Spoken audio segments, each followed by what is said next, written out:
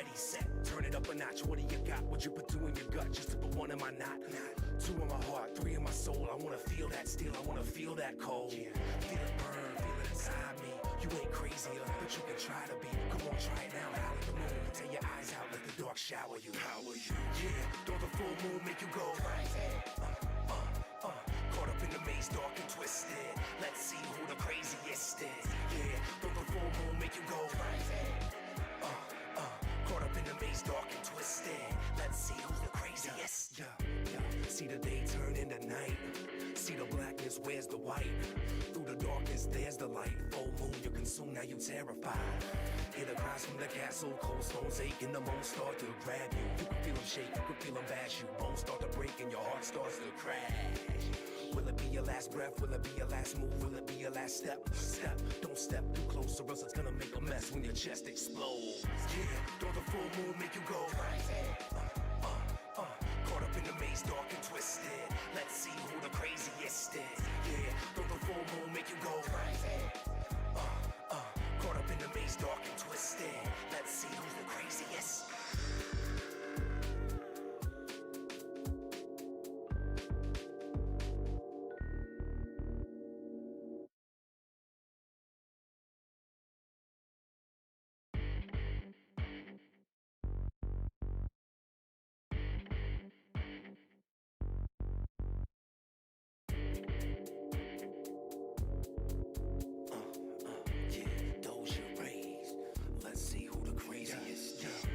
See the day turn into night. See the blackness, where's the white? Through the darkness, there's the light. Full moon, you're consumed, now you terrified. Hear the cries from the castle, cold stones aching, the moans start to grab you. You can feel them shake, you can feel them bash you. Bones start to break and your heart starts to crash. Will it be your last breath? Will it be your last move? Will it be your last step?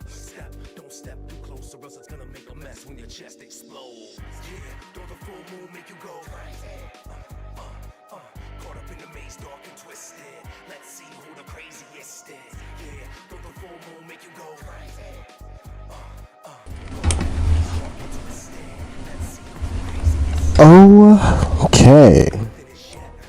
Let me make sure. How's my mic levels, by the way?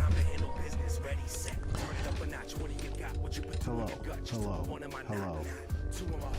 This sounds pretty good. Granted, I wonder what full blast does sound like. But I think it's good for now. Hopefully. I mean, granted, I could turn it up just a little bit. It's just I have, let me close that actually. See the day turn into night. See the blackness, where's the white? Through the darkness, there's the light. Full moon, you're consumed, now you terrified. Hear the cries from the castle, cold stones aching, the moans start to grab you. You can feel them shake, you can feel them bash you. Bones start to break and your heart starts to crash. Will it be your last breath? Will it be your last move? Will it be your last step? Okay. Alright, so Dark. Let me turn down the music a little bit. There we go. What's up, Dark? I'm gonna be trying something new. A first of many episodes. R&R, reactions and rants. This is gonna be a new thing I'm gonna add to the streams. There's a couple other things that I have to list on a sheet of paper, but it's things I want to do for the streams, because now I have the face cam. Now I can react to stuff. We can really go more deeper into the rants. So reactions and rants, episode 1. I don't know how many episodes there's gonna be for this, so there might be several. So just be ready for that. All right. So the goal. All right, let me pause that. Just chilling. I'm glad you're just chilling, Dark. The goal for reactions and rants is we react to anything that is become a crucial topic these days, and I rant about it, or anybody in the chat rants about it. I watched the Borderlands 4 live stream, which I do need to get one of the videos up. Yeah, I do need to get that video up because I saw Moxie uploaded something, so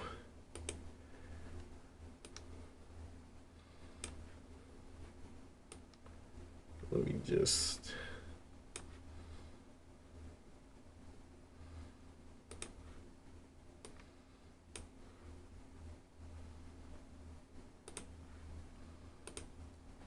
okay.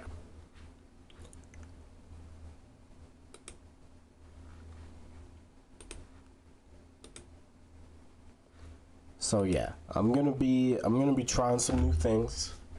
And Dark, since you're here, I'm gonna just go into it.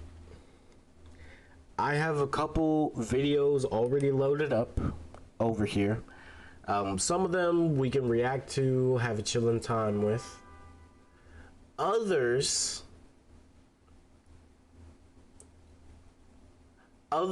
we can actually like talk about, rant about.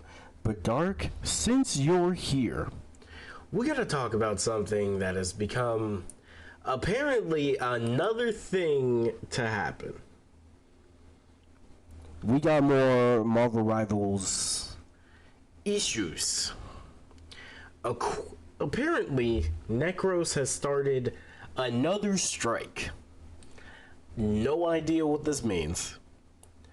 I just hope, God, I swear, he's gonna attack tank players. I just have a feeling. You attacked support. By the way, even though he went to Grandmaster 1,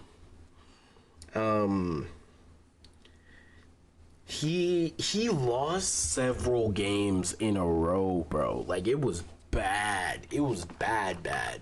And it was funny to watch.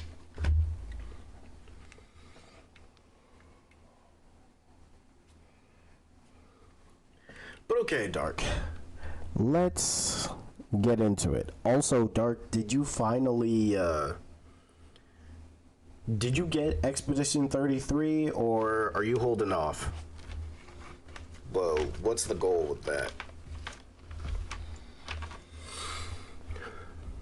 But anyways, let's get into this though. Let's see, I'm gonna mute myself also, and I'll talk when there's some crazy stuff. No? Okay, bet. Has done it again. The return of the king, the return of the rage baiter, he's done it. So we had the whole support strike thing, yada yada you whatever. And then people started to get on Twitter, Reddit, TikTok, whatever, and they started talking some shit like, Necros, I bet you can't solo queue support to a high rank. I bet you can't play support.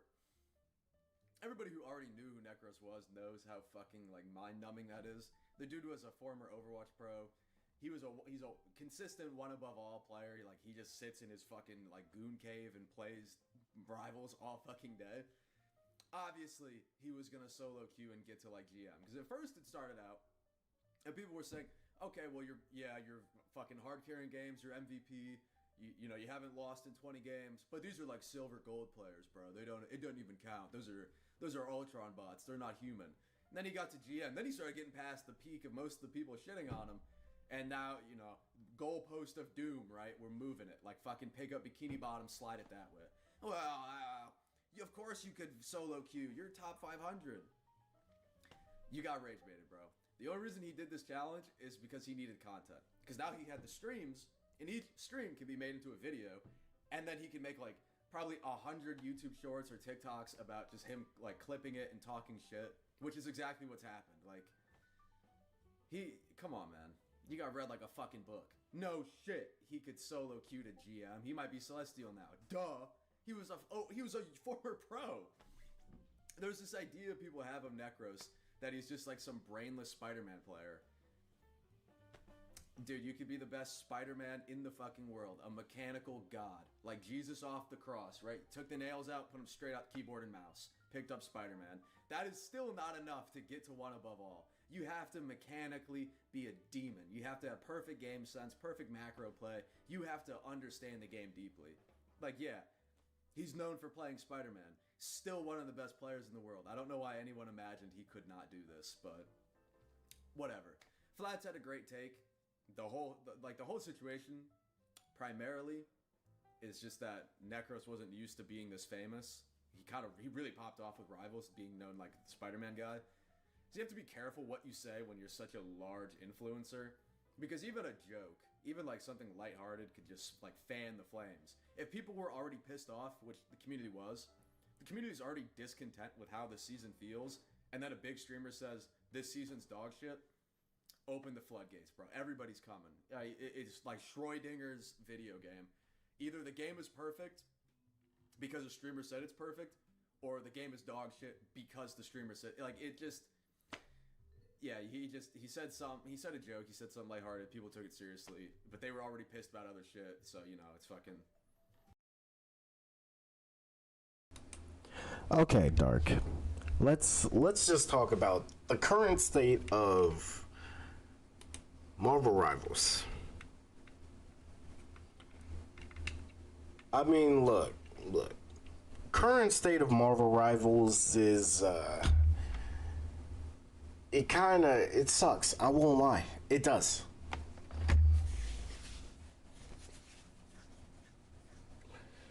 We ran into...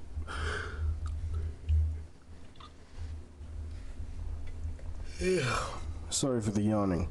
We ran into 3 supports several times. It is boring. I won't lie. It's boring to play against. It's boring to play. I get people want to win, but like, man, is it boring. And the thing is, it was boring in Overwatch, and now it's boring here. We ran into...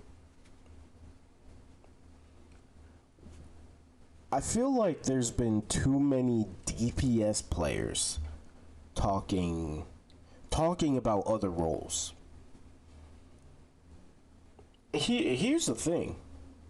Stop feeling entitled when your goal is to kill people. If you're feeling entitled and your goal is to kill people, you're supposed to be killing people. If you suck at your role, why are you talking? I'm a tank only in Rivals. Now that Mr. Fantastic has gone in the game, I wish he was a tank, because like, it sucks. I want to play Mr. Fantastic because he feels tanky than most other tanks. Like, it feels like I can do more with Mr. Fantastic than an actual tank.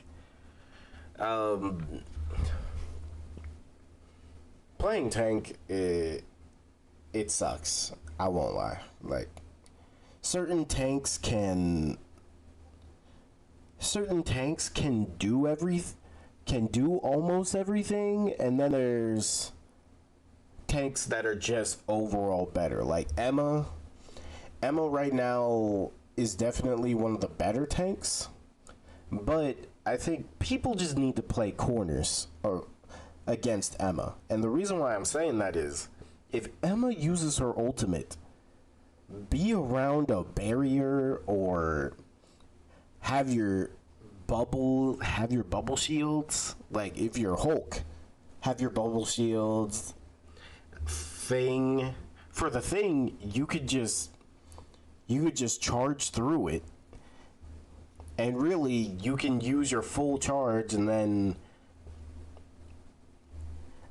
jump to a teammate, give them a shield.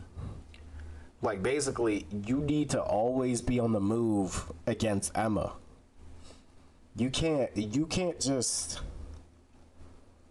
try to 1v1 her, Because then she goes diamond, grabs you, hits you against the wall, you dead. The game is just boring right now because triple support. Well, triple heal. And the thing is, it's more annoying because of the character, the specific healers that they pick. There's always a Loki. It fluctuates between Mantis, Luna Snow, Rocket, Invisible Woman. I don't see Adams. Like, don't get me wrong, Adam is definitely better, but they gotta up his healing. Cause these days, if you see an Adam on your team, it's kinda just a throw pick, low key. Even if you're good with him. Even if you're good with him, like aiming and stuff, he doesn't give up and he doesn't give enough heals. Even with the buff. Plus, he still gets dove the same way. Like, honestly, the buff to healers did not fix the main problem that most healers don't have Jeff's survivability, which is another problem, because Jeff has too much survivability and too much damage, if we're being honest. Because, like, why is it that Jeff has DPS-like damage since the beginning of the game? He's able to just... And the thing is, I know, I'm a tank man saying this, but, like, for example, there was a match where Dark, Jay, and I, we were playing, and the thing is, the three of us were actually doing pretty decent. But we noticed there was a Jeff in the back line on the healers. One of the healers switched to DPS.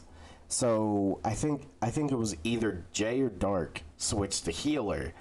And, you know, this Jeff was just constantly in our back lines. DPS could not kill him. Again, at the time, we had, I think we had 3 DPS, because Dark, after a couple quote unquote team fights, had to switch to DPS Namor, because he was the only, I feel like him and I were the only ones really trying to get Jeff. Jay was, but he was also getting jumped by like a Spider-Man or Iron Fist, one of those. But Jeff has so much survivability, it's actually kind of crazy. And, like, here's the thing. Healers can be strong, don't get me wrong, I understand that. They're basically just turning DPS, well, they're turning healers into DPS. Is that a good thing? Because so many people are playing healer all of a sudden, not knowing what they're doing. Like, here's the thing. If your favorite character is in a role, at least try to learn the role. Because, like, Mr. Fantastic, I can play him like a tank. What's up, Isaiah? How you doing? Right, dad comes home, shitty day at work, decides to beat the hell out of you. Adam needs a rework? Yeah. I feel like he really just needs like 3 or 4, something to his healing. His healing gotta get buffed. But the thing is, if I say that, they could Giga heal him like they did with Rocket. Like, they could make him too broken. I'm good, brother, and you? I'm doing good. Surprisingly. I'm doing good. Thanks for asking. I did get groceries, and I ate breakfast, so I'm real chilling. I got coffee, and this is the first time I tried coffee with coconut water, which actually, not bad. It's very refreshing. That kind of situation, right? It is what it is. What he's doing now, though, hey, I tip my hat, bro. Respect to the craft. Now he's double dipping, bro. He's going back around to dick us down again. Because he's trying to rage bait tank players in this support solo queue sessions. He's shitting on the tank players now. Talking about tanks suck. Anyone can play tank. You just stand there. Tanks are useless. How do you not know how to position? Bro. Me personally, as a tank player, my fellow tank mains, we're not getting rage baited, bro. Because most of us came from Overwatch. And if you played Overwatch, you know how Overwatch was. A Russian stray nuclear missile, a fucking meteor, can fly out of the sky, hit your DPS's house, both of them are dead, they leave the game, right? End the lobby, people are gonna type tank diff. They're gonna say it was your fault. You should have flown out your fucking window, flown across the world, grabbed the meteor and threw it back into space so that your DPS could continue playing. Everybody always flame tanks, so like, you're not... The tank rage bait, I see what Necros is doing. He's trying to do this again. Because then, people get even more pissed. They start flaming him even more. He gets even more clicks, even more views. Then he can do the solo queue tank all the way up to GM or Celestial. And we come full circle with him then saying DPS, the original role, is actually dog shit and not needed. He's got the fucking, like, he's got the Steve Madden. Who the fuck is Steve Madden? Why did I just say that? He's got the Bill Belichick playbook. I'm thinking Wolf of Wall Street, man. I just saw. Interesting. Isaiah, have you drawn anything today? That is important information. Important. Now, Necro saying that tank sucks. Well, tank players suck. Now, here's the thing. Like this dude said, shout out to Rudy.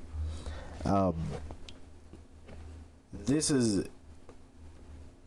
You see, I'm numb to it, because that's all you hear most of the time.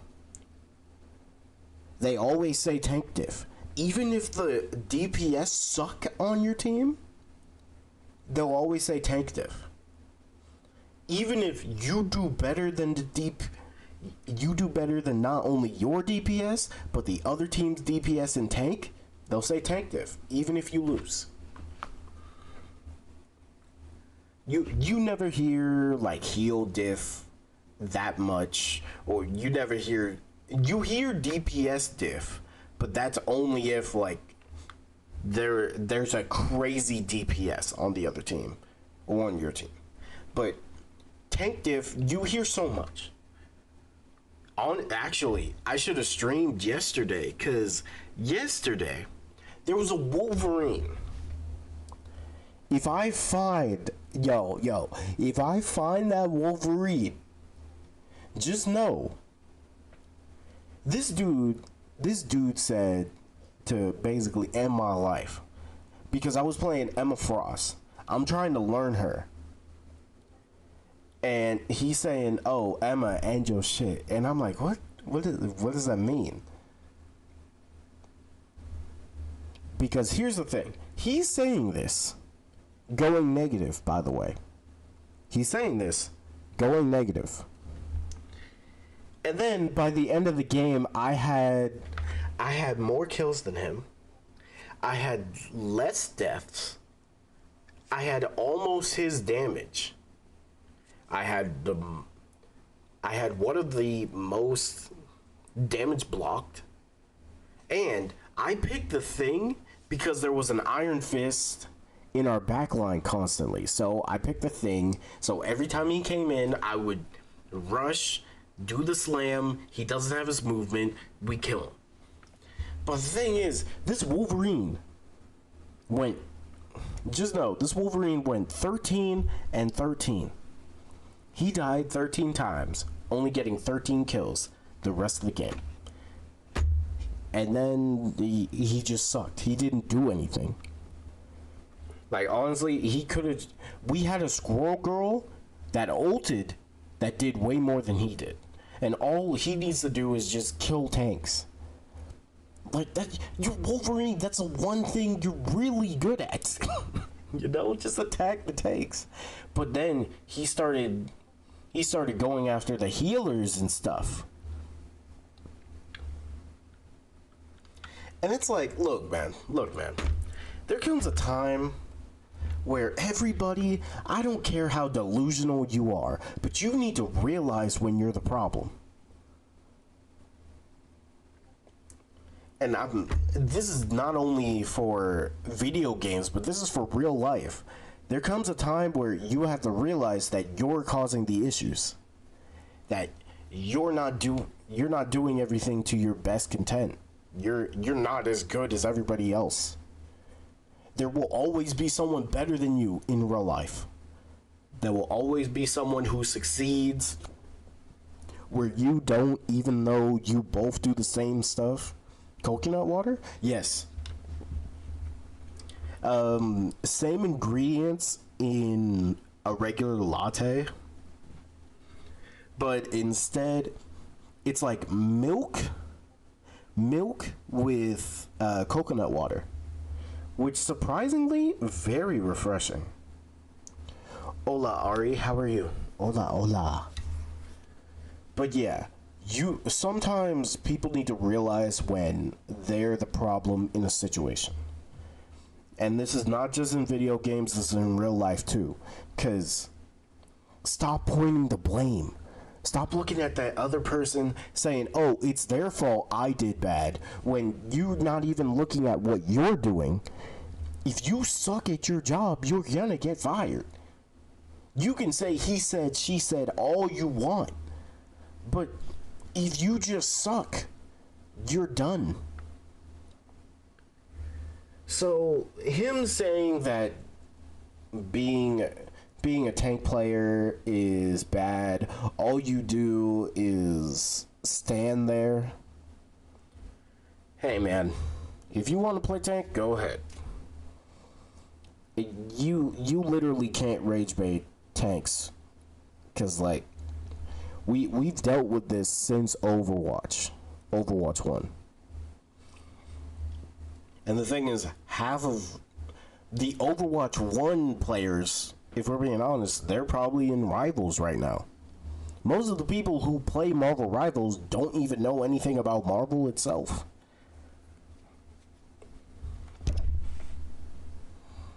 I love coconut water. Yeah, I had it was coconut water coffee. I have 2 other cartons over there. I could show you it. All right, let's finish the video though. All that last night, but yeah, like, hey, props to him. You ain't gonna get me though. I'm all right though. I'm glad you're doing all right. You ain't gonna get me. I'm gonna keep my happy ass in GM1, bro.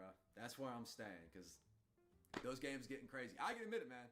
I can admit it. You know, I go to work, I get on the game, I have some fun. I feel like I'm good at Rivals, right? I put some time in. I'm not as good as these motherfuckers, dude. They sit in the goon lair. They haven't seen the sun in 40 years. They look like Gollum hunched over on the computer. I can't beat these people, man. I can't do it. It's just, I'm hanging up the jersey. I'm retiring the fucking numbers. Rudy is done, bro. Because some of these people, I don't even know how you get good at that. I don't even know how you get this good, man. But don't get rage baited. Stop interacting with these kind of people who are just spreading negativity. Like, bro, if you hate Necros, the best thing you can do is shut the hell up. Because right now, you're just fucking giving him money. Look in the mirror and say that to yourself. Eye contact. Look in the mirror. You rage viewing and like rage commenting Necros, you just making him money. Don't do that.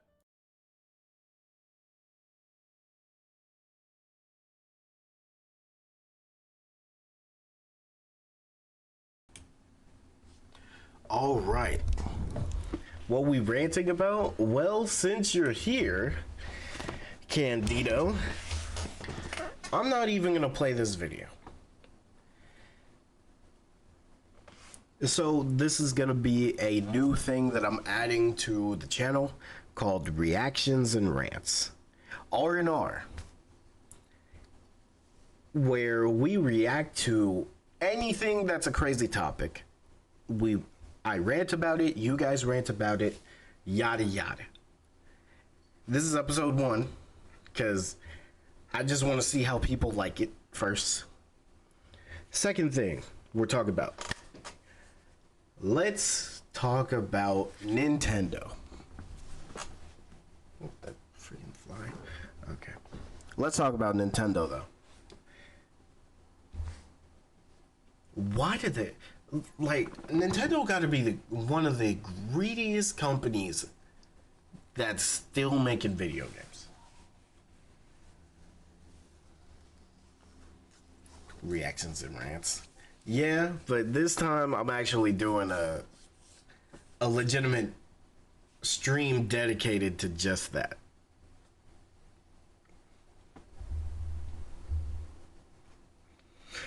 And now that I got the camera,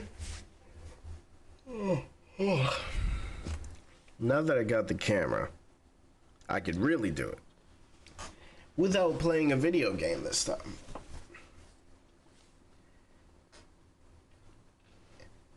Okay, I'm gonna be real, and tell me how y'all feel about this.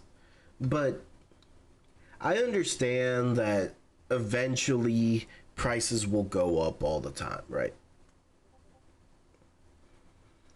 But here's the issue when it comes to Nintendo. Every time they go up on a price, they don't do anything like half off. They don't do any special discounts, right? Like, for example, I understand a lot of people are buying this Nintendo, the Switch 2, which the Switch 2 is now getting to what, last gen graphics? They're now getting the last gen graphics. You could have just made a home console. You literally could have just made a home console that has current gen graphics. That would have been way more interested.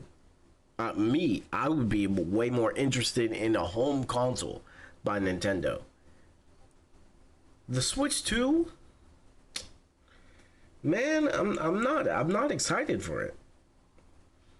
Like, I'm probably just gonna wait until the prices go down, but the sad part is the prices are never gonna go down. Like, first off, Trump fucked us over. Like, those tariffs, and I don't care who you voted for. These tariffs fucked us over. And y'all don't even realize it. You're gonna realize it when it's too late. But me, I'm realizing it now. Video games, I understand video games are eventually, the prices will change. And certain prices will eventually go up. But Nintendo never goes down on whatever their base price is. So now that they did this step, it could hoe every single gaming company. Every single gaming company could get screwed over because they wanted to do this. Say it louder. Hold on a second. Okay. Why is it that Nintendo is selling $80 for a game that just has... Now, here's the thing. If we just take Mario Kart World at face value, it's the same Mario Kart, but with added, like, animations and skins. Oh, it's an open world. You could check it out with your friends and all that, but it's like...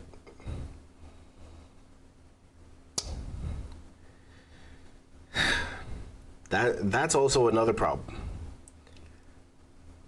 There's way too many sheep in Nintendo. Like, I understand Nintendo is... They only cater to their audience. But for the people who just want to buy it, like, I don't even care if you have money like that to buy the Switch 2. You're not buying Mario Kart. You know? Most of y'all suck at Mario Kart. I suck at Mario Kart. So why you even buying it? It's to play with your friends. So you can lose. Constantly. So you can lose every time you play with your friends, but besides playing with them, it's gonna collect dust. Now the Donkey Kong game, I can understand. The Donkey Kong game is the only game there besides the Bloodborne look-alike. But honestly, that's Bloodborne 2 to me. I don't care what anybody says, but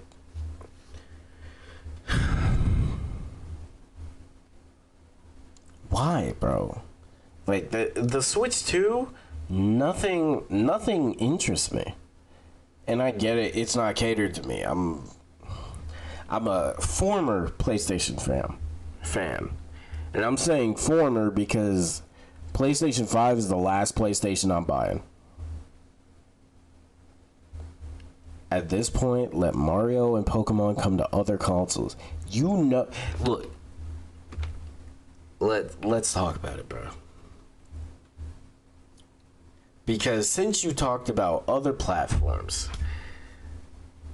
Pokemon Company has greatly fucked over Power World with this stupid lawsuit. Probably the stupidest lawsuit right below Bungie. Because Pokemon, y'all gonna act like you own Pokemon as gliders? Name a game where, hold on.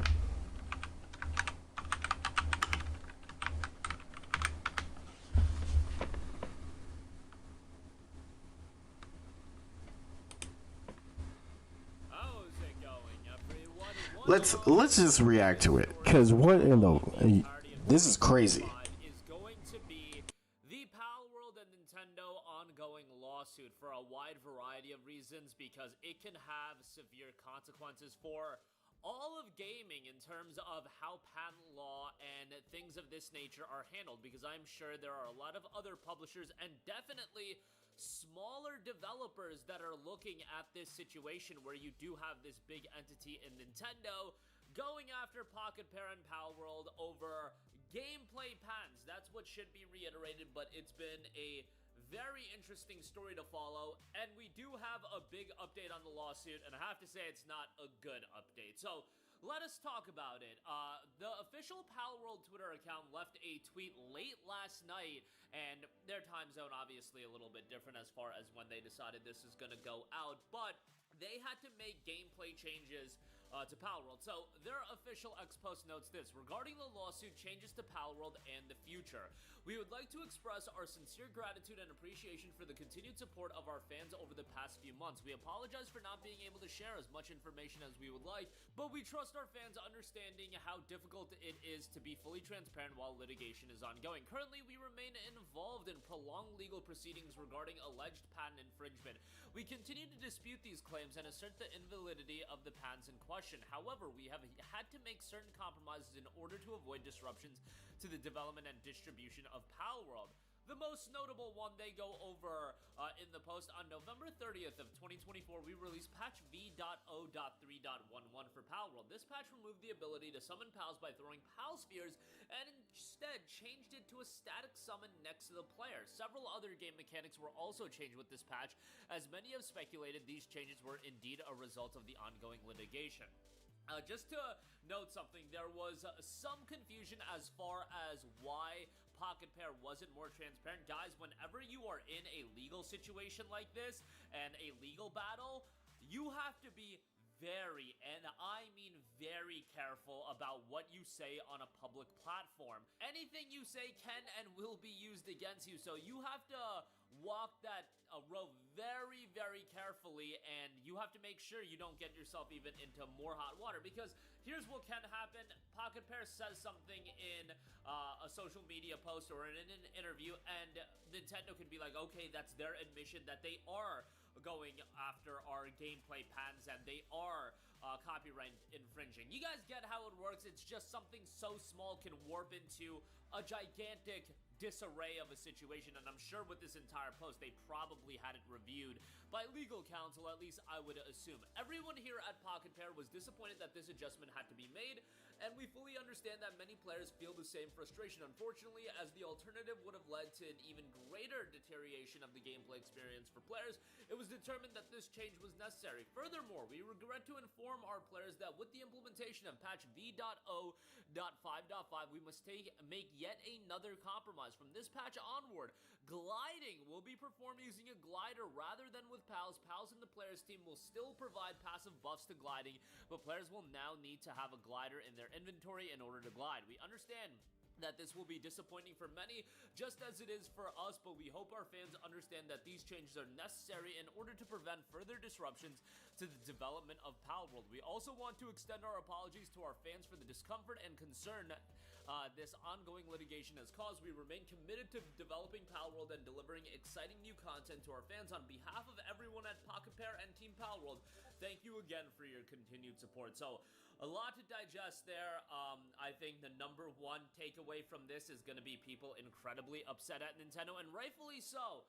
I get it. People can get upset at Nintendo, but at the end of the day, Nintendo's going to make money despite anything related to this. Even though this is gaining a little bit of traction, and the social media post by the Palworld Twitter account has 1.1 million views, we all know that's a drop in the bucket. We all know, but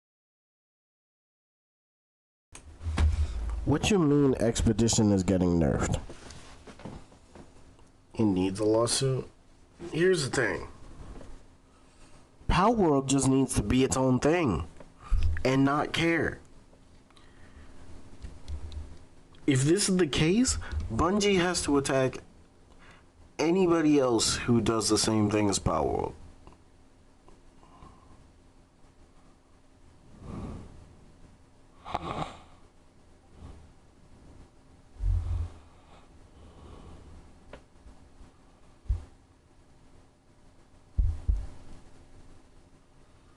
Like, it doesn't make sense why they're doing this to Palworld.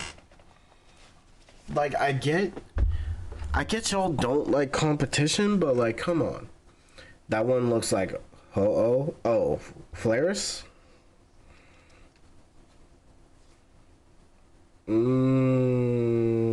I guess. Group chat? Alright.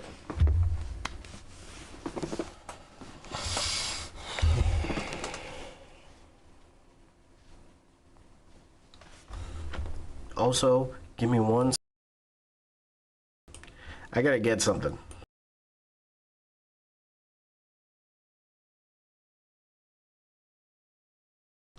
So for now, just react to the video. I'm just gonna play it.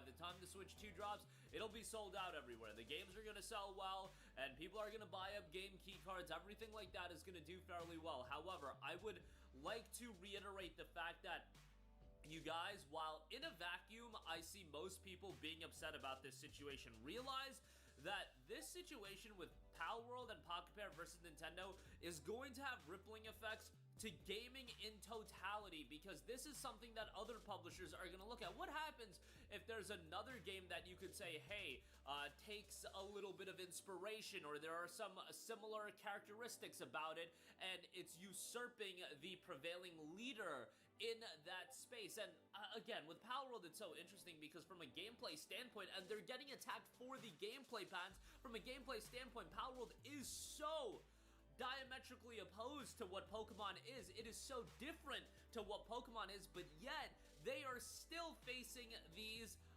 patent disputes. And why do you think that is? Do you think Nintendo is actually upset about the gameplay patents being infringed? Do you think they're upset about that? Or do you think they woke up on the wrong side of the bed one morning and they realized, hey, there's this game that's coming out. It's clearly taking inspiration from a lot of our Mon designs, and it's really gaining a lot of traction, and they started viewing it as a threat. And let me reiterate that. It is because they are now viewing Palworld as a threat. Do you think they view Nexomon as a threat? They do not. They view Palworld as a threat. Should they view Palworld as a threat? I don't think so. I think if anything, this should reinforce them to try something different with Pokemon. And even if they don't want to do that, they don't have to. You know, Pokemon Zeta A, it's gonna sell millions. You know, whenever they release the next mainline Pokemon game, it'll sell millions. You know, whenever they do the next Pokemon remake, it'll sell millions. Pokemon will be successful no matter what they could do. They could go back to GBA level graphics and it's still gonna do very, very well. And I bring up the visual aspects to it because yes, visuals aren't everything, but I see people all the time crap about, you know, the newer Pokemon games and their performance level, but I digress. They can do whatever they want within some sort of reason, and Pokemon will still be successful. Hell, there are a lot of people online that are disenfranchised with what Pokemon is these days. However, you look at the sales numbers of these Pokemon games, nothing is going to affect it. In fact, I would say, if anything, Palworld is going to be a net positive for Pokemon, because at least it would push them to do something if they wanted to, and if they didn't, at worst case scenario, it would be net neutral. Like, I don't think it would be affecting them whatsoever. But at the end of the day, as a consumer, why should you care about that on whether or not this game existing is a negative for Nintendo? If it is a negative for Nintendo, that should push Nintendo to do something more worthwhile with their IPs and with Pokemon.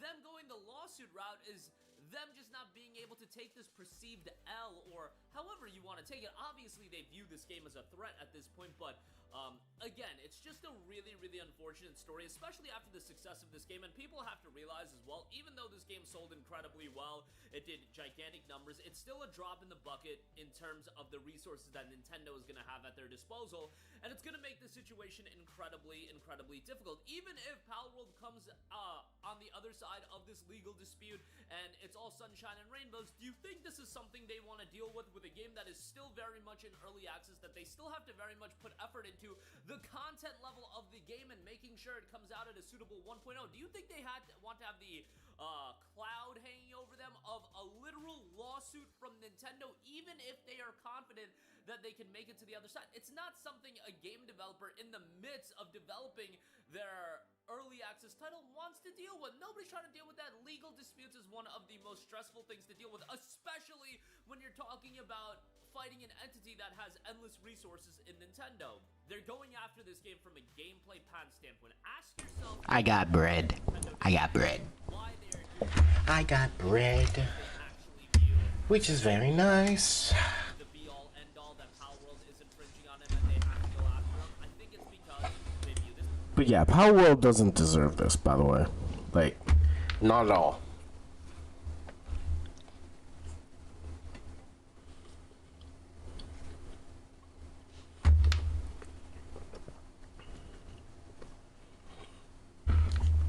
Palworld doesn't deserve this. Nintendo, you gotta start attack.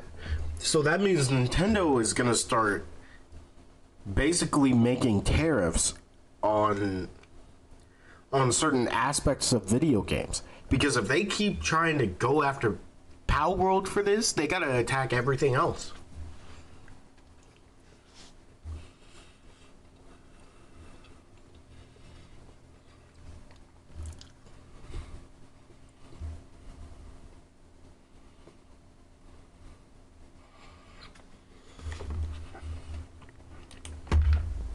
Listen here, Dark.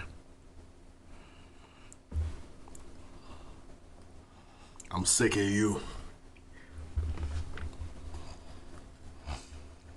Yeah, I got some bread with jalapenos. It's very nice. I'm running out of things to eat. What? I mean, what do you have? What do you have to eat like right now?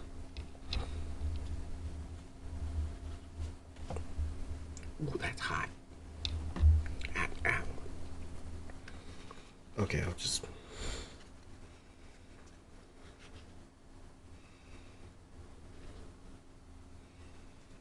Screw this, I'm taking the jalapenos from this.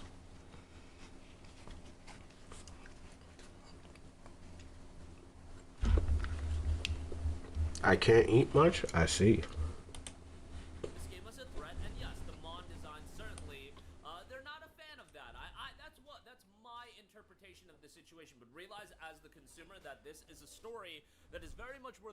going, and you should want one particular outcome to happen here, because this is something that could very much have rippling effects and be incredibly consequential for the long-term prospects of game development and in utilizing various aspects of games. Because what's going to stop a different publisher in a different realm to see a game that poses a threat to them, and then them having some sort of patent? You guys get what I'm saying? This is going to be a case study going into the future, and you do not want Nintendo to win this case study. But that'll do it for me. Let me know all of your thoughts in the comment section down below. Again, Palworld facing more changes, and it's very unfortunate. Even if you can look at this and be like, hey, this is a minor change, the fact you have to make changes at all is incredibly disheartening. And No.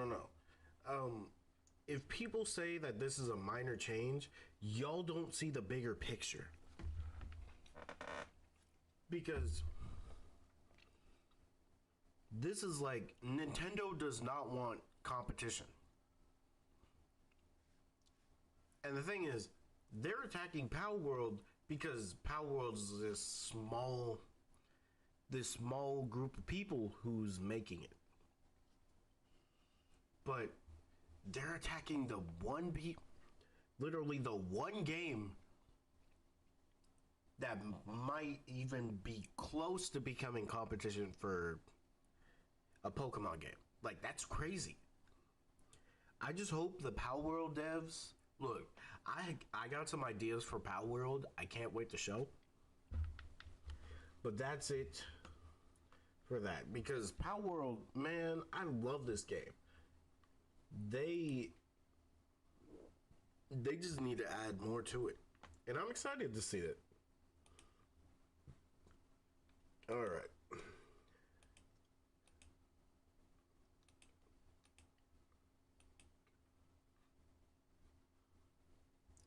Now, Candido, are you still here?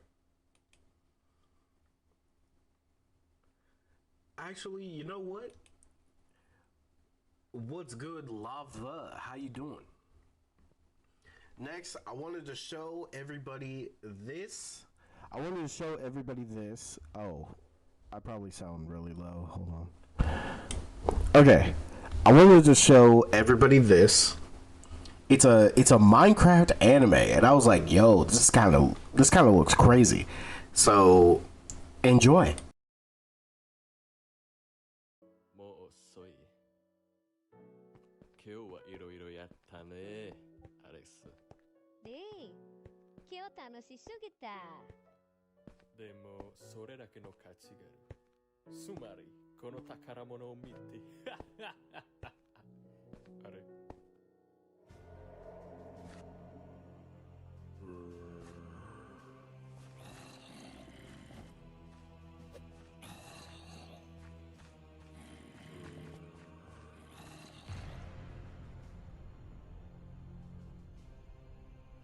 ゾンビスやるよりだぜ。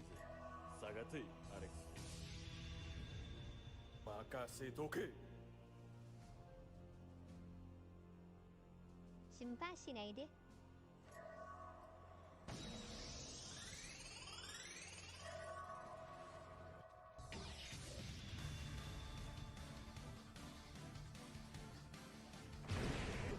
ダイヤモラン一体この子は一体何者なんだ。行くぞ。一番許したい人が宝ストーリー。何よーしはっ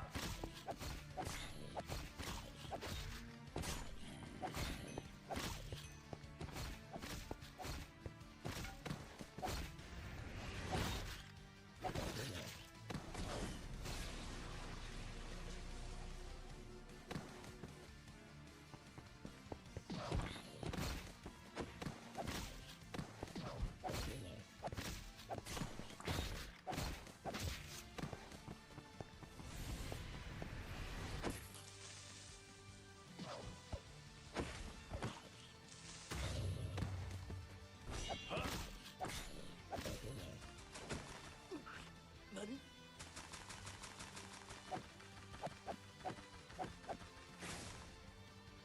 ほう、オーバーワールドで最速の生き物ベイビーゾンビ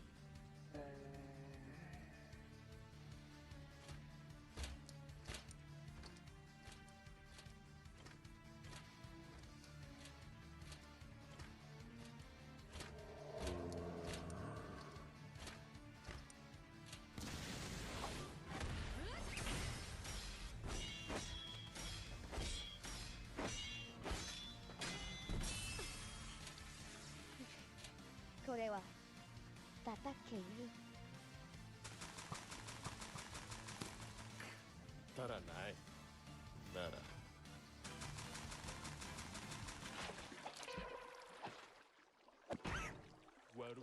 悪い子やっぱり赤ちゃんねある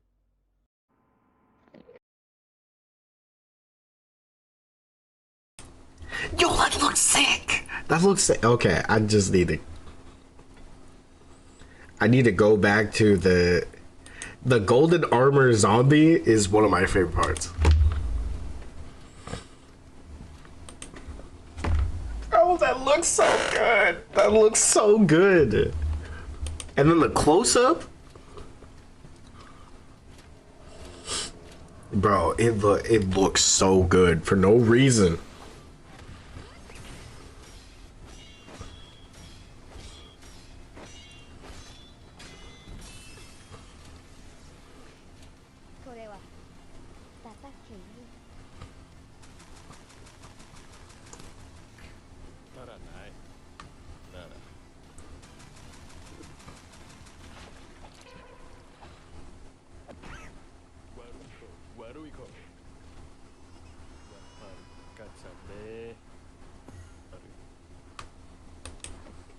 It looks so sick.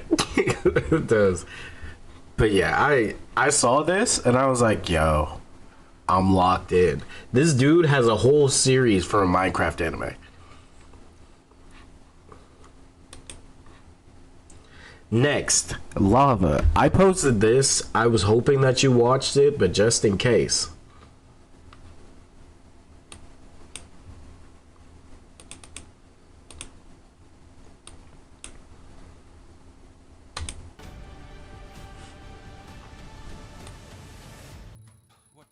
What time is it? Slept too much. I need to check the crime rate.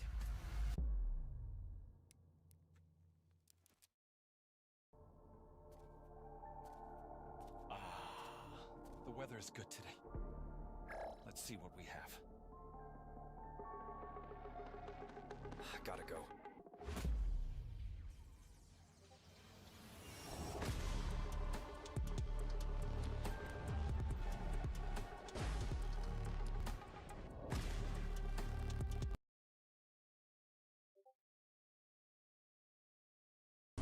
So, a little bit about this game.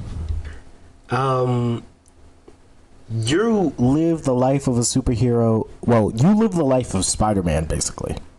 Well, Spider-Man, Clark Kent, Superman. So not only do you have to be a hero, but you also need to be a regular human, making sure you're fully hygiene, making sure you get a job, pay bills. Like, basically, you do everything in this game. I'm like, yo, that's kind of sick. Plus, this trailer doesn't really go in depth with it, but I can show on the Steam page. You can create your character. There's a unique fighting system in the game. And again, you can explore this entire world too.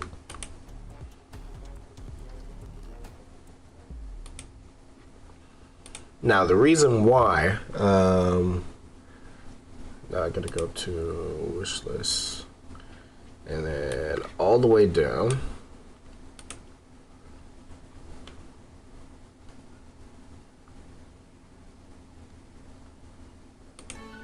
And neither can you. Prove you can handle it.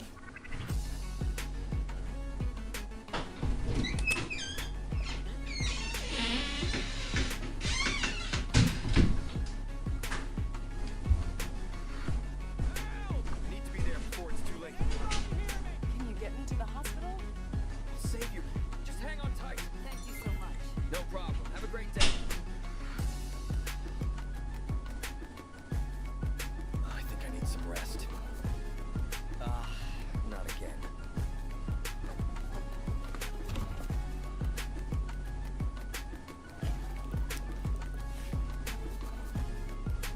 Welcome to Gold Pine City Taxi.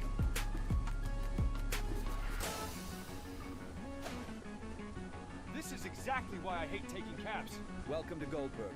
Can I get your order? Here you go. Hope you enjoy. My life.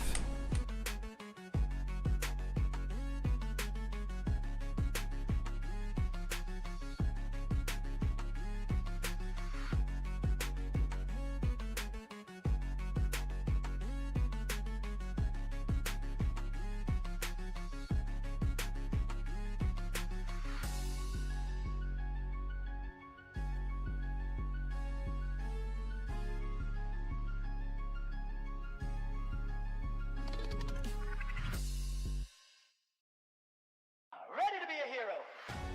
Welcome to Gold.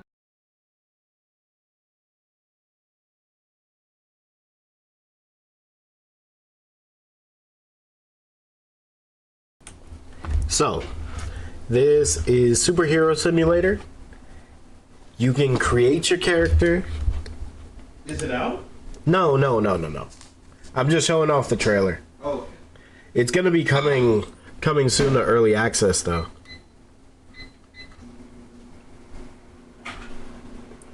But like just like in Spider-Man, there is unique traveling. You can do tricks in the air and stuff like that. All that cool jazz. There will be unique villains, apparently. Curious what that's gonna look like. You could save people. Who's that? That's my brother.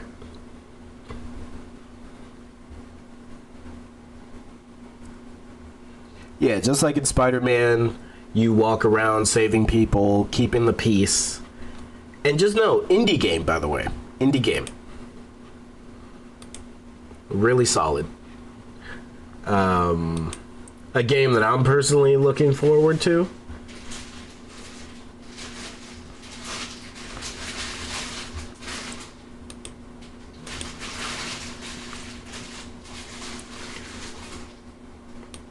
Look, I have 2 videos here that's about DC video games.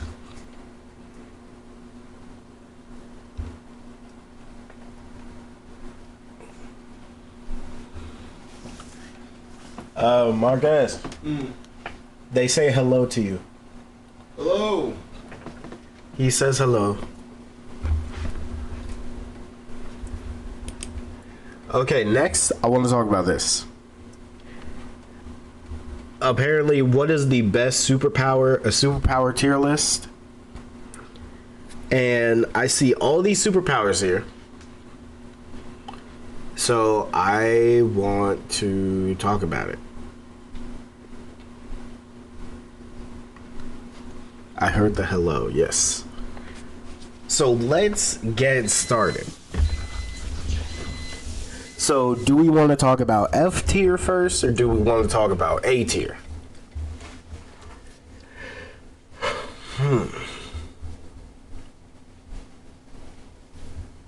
Because really, what is the best superpower? Do these, what they have here, do they deserve to be in their tier is the question.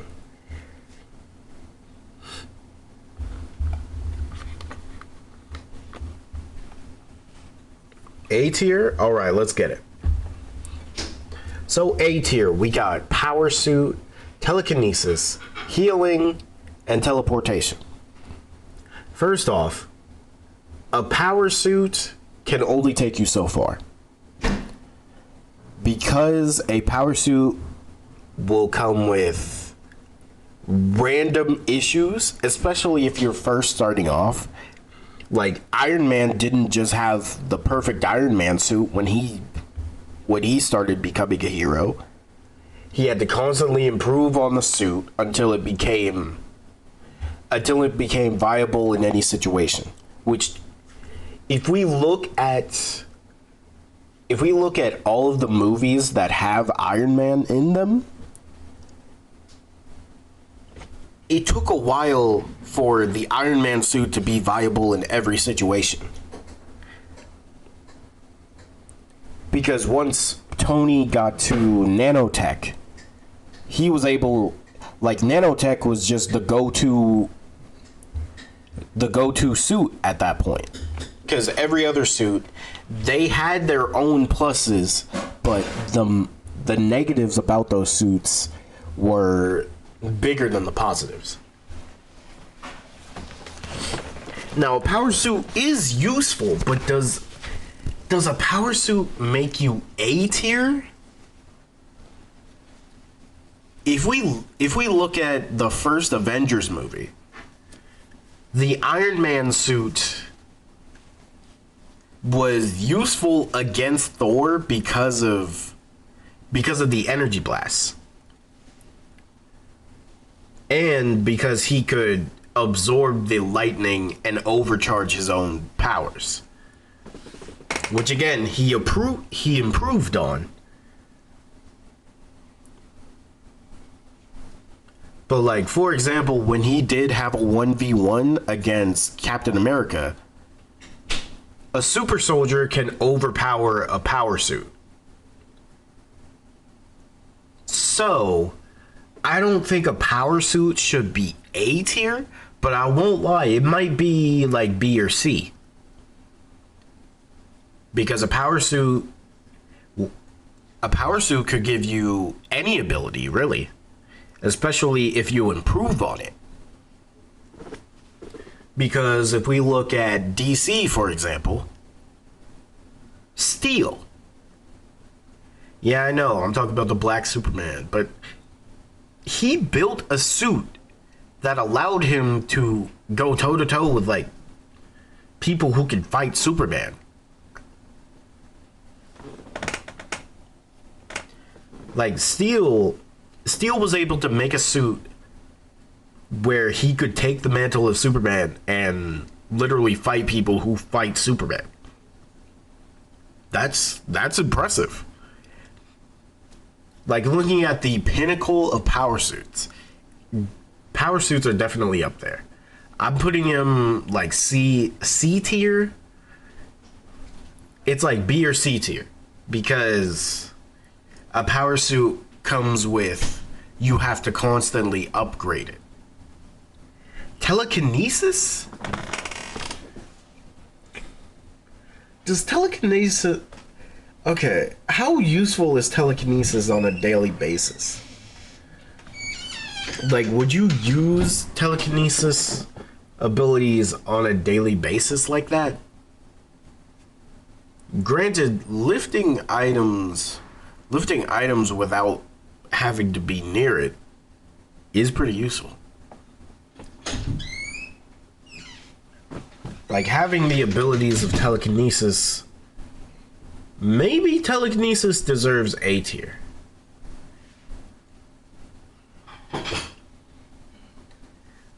But there are issues, because if you're just starting out to learn telekinesis, if you don't train, then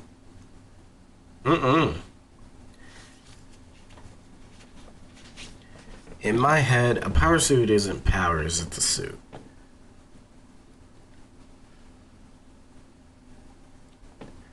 Okay, when I'm thinking a power suit, when you put it on,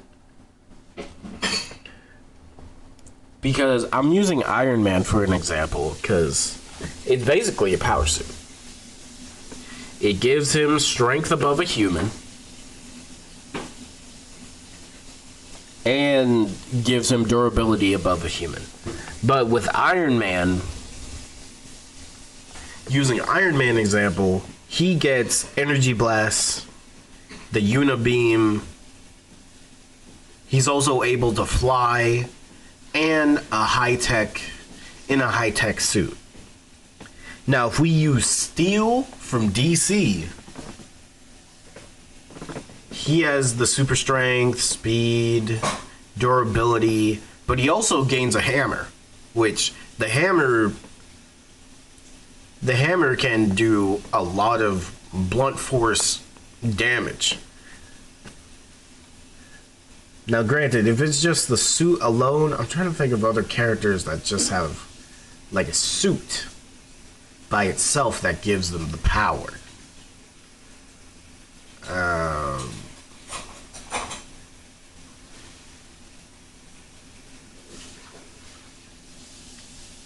Now, if it's literally just like a suit with no drawbacks,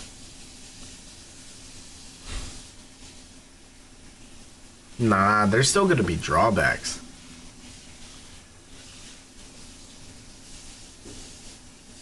Healing. I mean, healing's useful. Healing's useful, but at the same time,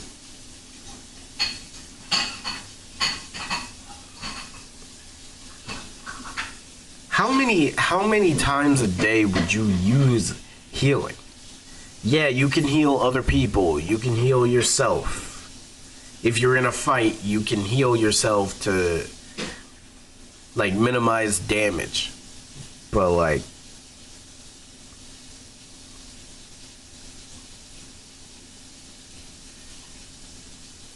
I don't think healing is A tier. I will say healing is useful. I don't know if it's A tier. Because the thing is, a person with high regeneration, like for example, Wolverine, he can still be beaten. Like if you have regeneration abilities, I just become the best doctor in the world. You see, if you use it for just being a doctor, like actually trying to heal the world, then I can see the usefulness. But if you're a person like Wolverine, who take away the claws, you're just a strong dude with high regeneration. You can still be beaten. Now, if you're the best doctor in the world and you use your powers for just healing overall, I can see the usefulness. But I don't know if healing is A tier. I think if most, like healing might be C tier, low key. But don't get me wrong. High regeneration is good though, because look at Hulk. Hulk's regeneration is amazing. Forget what the MCU taught you. Hulk's regeneration is one of the best in Marvel.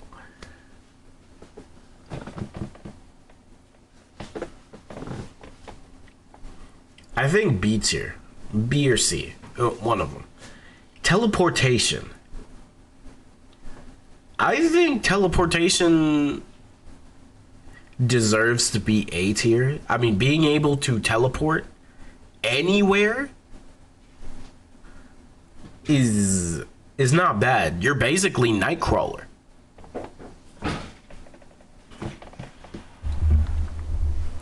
Yeah, I think for sure teleportation is, I think it's A tier material. Honestly, might be S, because it depends on how crazy you are with like teleportation. Because you could probably, if you master it to the point where you could teleport things without you physically touching an item, that's crazy.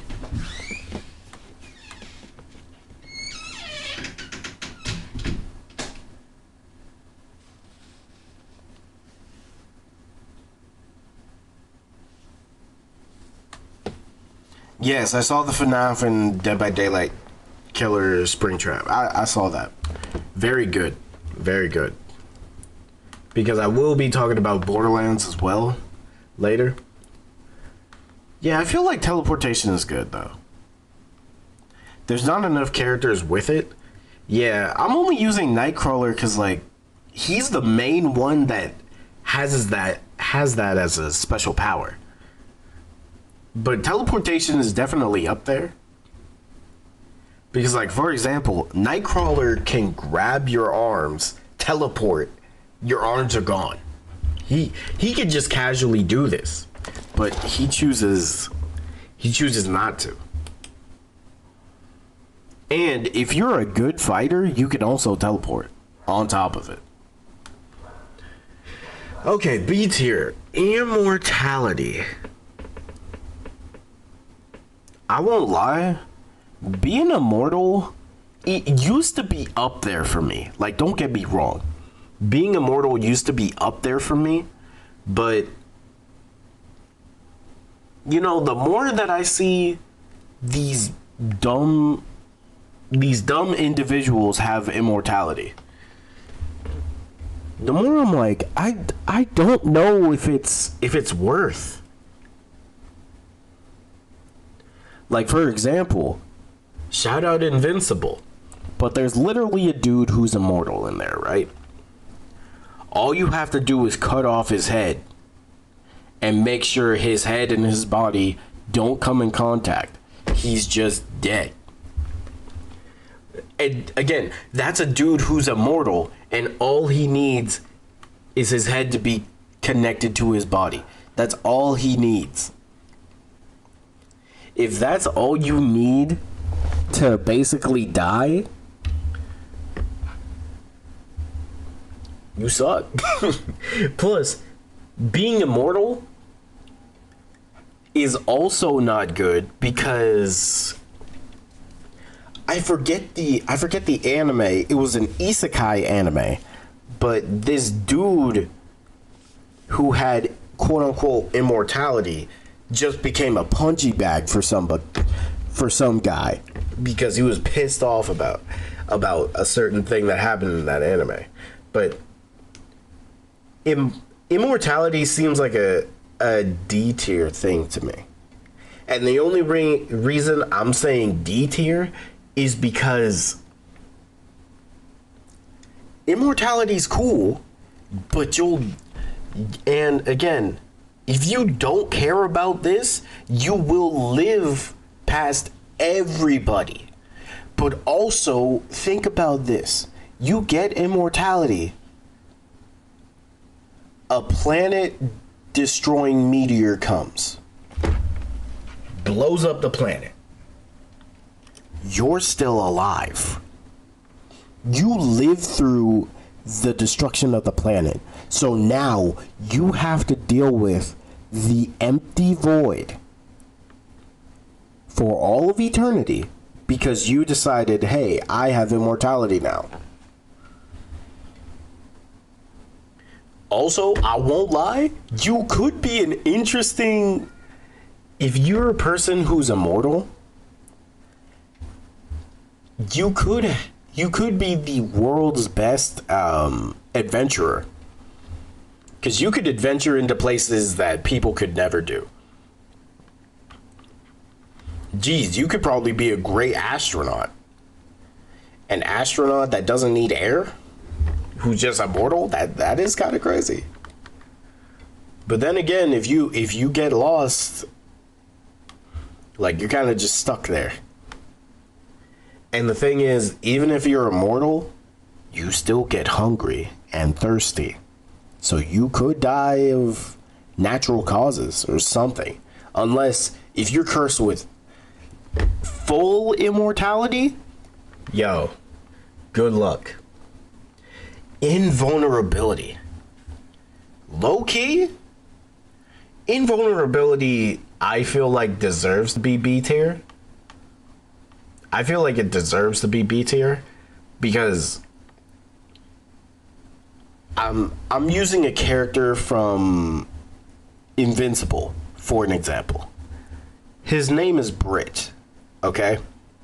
Brit's main ability, he's still a human, but Brit's main ability is his invulnerability. And he's basically, if all else fails, call Brit, he can hold it down. Because the thing is, he has some of the best invulnerability in Invincible. Does he get beat up? Yeah. But at the end of the day, he can outrun most villains he comes across.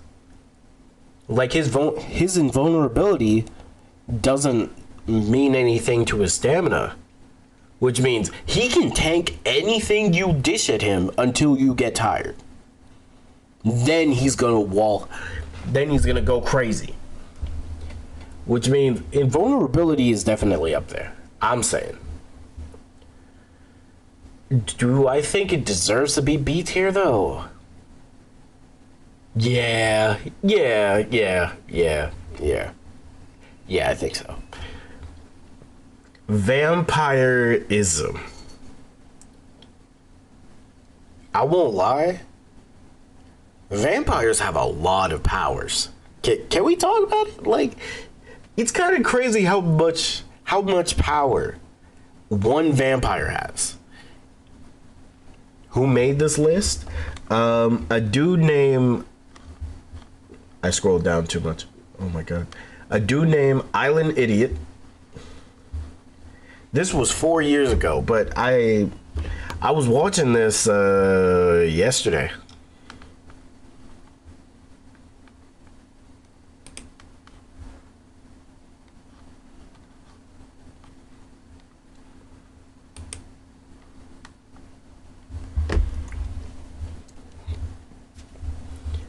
I think being a vampire is definitely up there, because if we just look at the base abilities for a vampire, super strength, super speed, you can fly, you can hypnotize people by looking into their eyes, you could shapeshift, which apparently any vampire can do it. You could turn your entire body into like bats if you wanted. Let's see. Gee, it's actually really crazy how many powers. I just named off 6, but those are like the base ones, because Dracula gets like a whole list of them.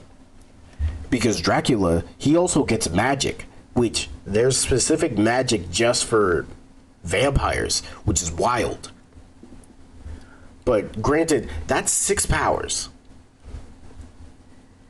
Now, the drawbacks to being a vampire, the constant need of blood is definitely an issue. Like, if you can find a way to stop the bloodlust, you're good. Like, actually, you're good if that happens.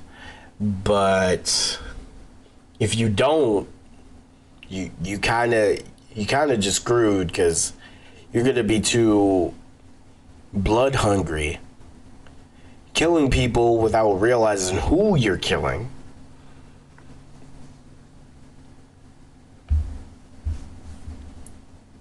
Necromancy. I won't lie. I don't think necromancy deserves to be B tier, but at the same time, necromancers are strong. They are strong individuals. But like, is being a vampire a power or powers? It would have to be powers, because if you become a vampire, you get all the vampire powers, which could either be, well, actually, if a regular human becomes a vampire, they're gonna be blood hungry, which means a regular human will not be able to resist sucking blood. Unfortunately. Like, don't get me wrong, being a vampire is definitely, I would say, up there. But another problem with vampires is you could be one of those vampires who can't go in the sunlight.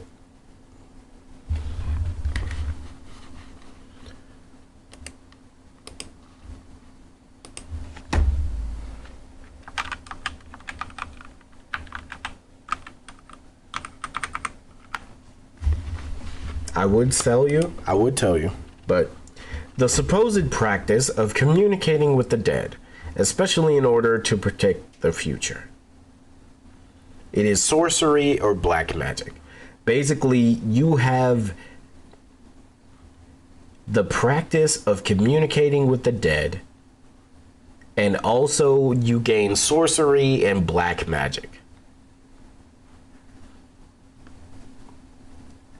I'll be real, not me personally, but again, necromancers are strong in their own circle.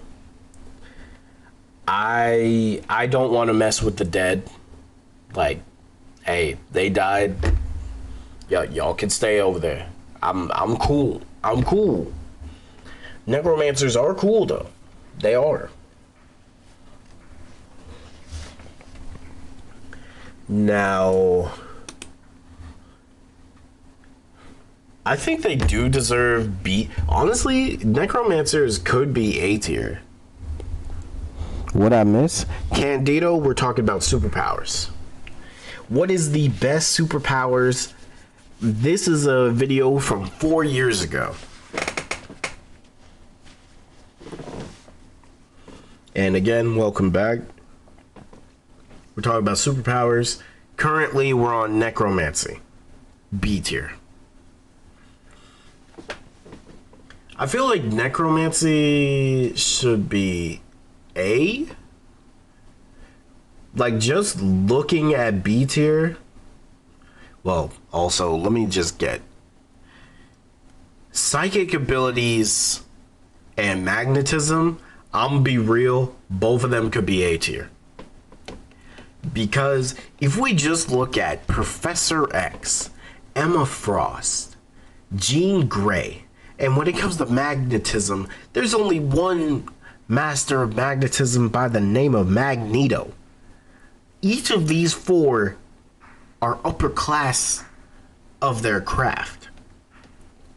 Professor X, in, I can't show the specific clip, but Professor X put some of the strongest characters in the craziest of psychic traps. Like, being a psychic,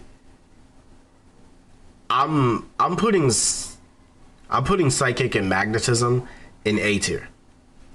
Because magnetism, this goes beyond just metal. Because if we talk about the X-Men show that is on Disney Plus currently, Magneto was able to do a worldwide magnetism wave. Like, if Magneto wanted, he could do whatever he wants to planets. If he really wanted to.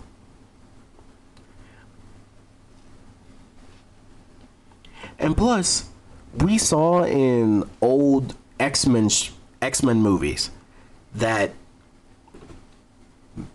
Magneto could just take the iron out of a person's blood and use that. So, of all of B tier, what deserves A? Psychic and magnetism.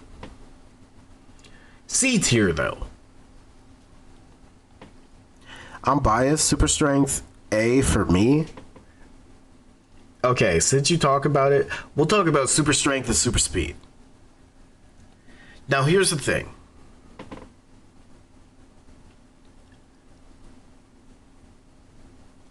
Super strength, when it comes to super strength, what are some examples of super strength for me? Because I mean, super strength by itself is very useful.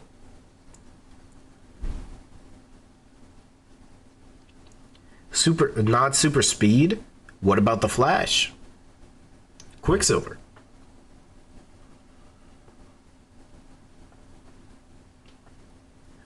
We can't just skip over, like, Quicksilver. One of Quicksilver's best moments on the big screen, saving everybody from that giant explosion in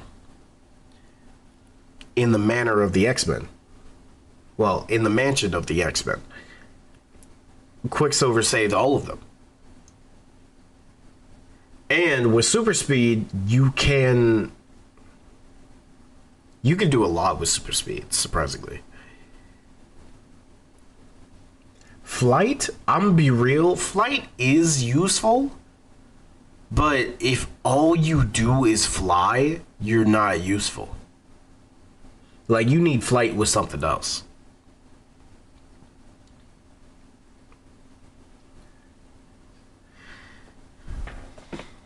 Say like Superman strength. Okay, so we're using people. Okay, when I'm talking about just super strength, let's just talk about a character who's super strong. You know what? Kingpin. Let's use Kingpin because Superman has multiple powers. A character like Kingpin, he's physically strong enough to hurt a lot of people. Kingpin by himself can kill a regular man.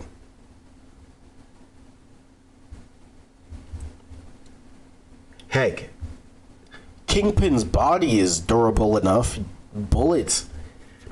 Like, another thing about super strength is that you could train your body to be either physically strong to just negate bullets as well. Like, there is muscle, because another part of super strength is your muscle mass.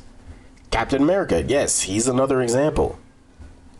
Captain America's physical strength, just with the super soldier serum, he could stop a moving helicopter with one arm.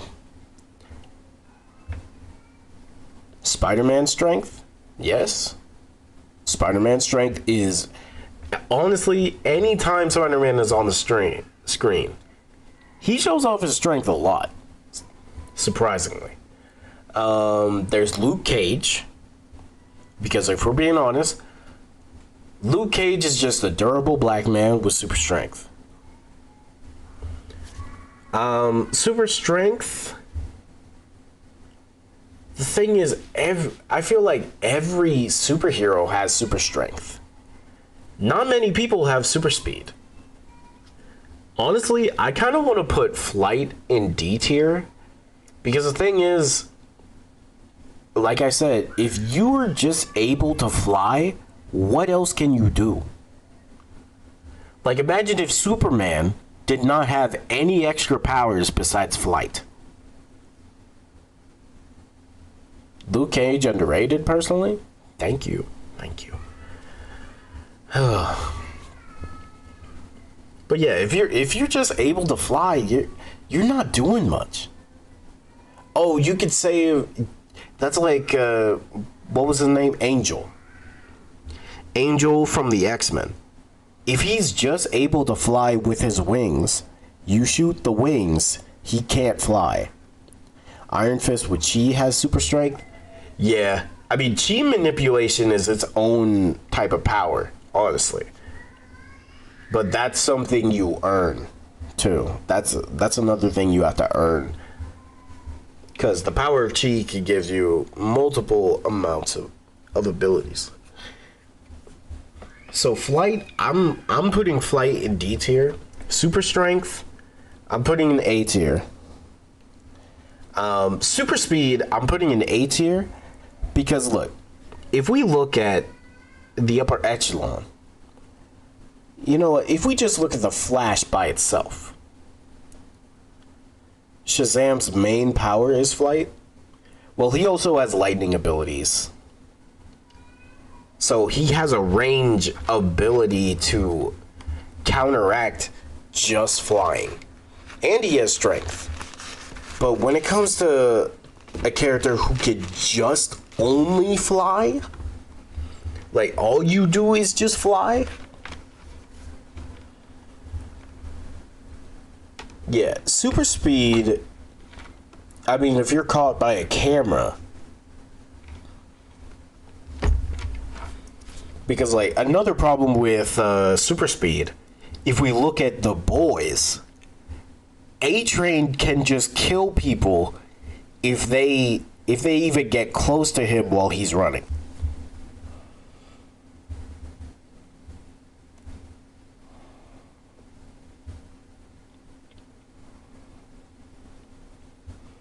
Flight, speed, strength, that's a triple threat. And the thing is, there's way too many characters that copy that formula. Truly. Next, implants. I need to look this up because I'm...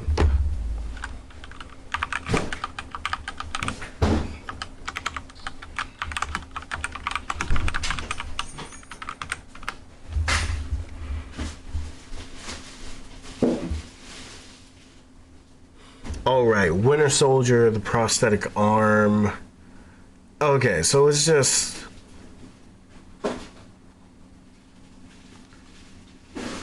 It's just like prosthetics. I mean, I don't know if prosthetics are like... I don't know if prosthetics should be C tier though. Like Winter Soldier, he's already good enough as it is.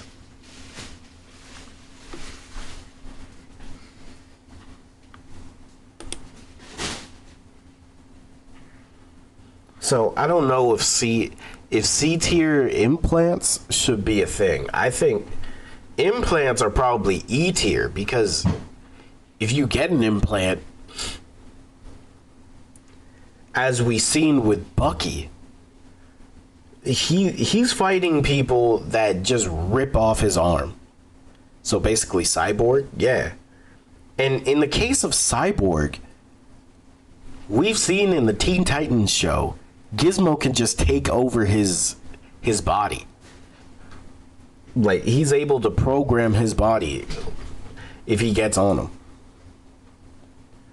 Winter Soldier isn't just an arm. Yeah, he does have the super strength, but like, for example, if Winter Soldier is fighting another character with super strength, like for instance, Winter Soldier versus Captain America, who is the person to usually get out of... Well, who's the person who will win that most of the time?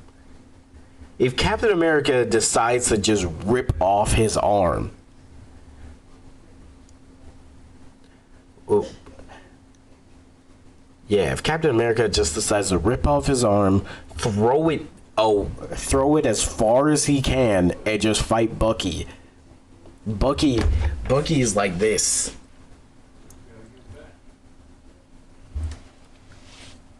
And no matter how skilled Bucky is, Captain America can overpower him. And the thing is, I know I'm just talking about Bucky, but think about it for other types of implants or prosthetic. Like, what if you have prosthetic leg? Yeah, prosthetic legs. Because in that case, if someone kicks or shoots your prosthetic leg, you're just limping. You're just limping or crawling on the floor. Now, Thor in Infinity War of Avengers, he got a new eye.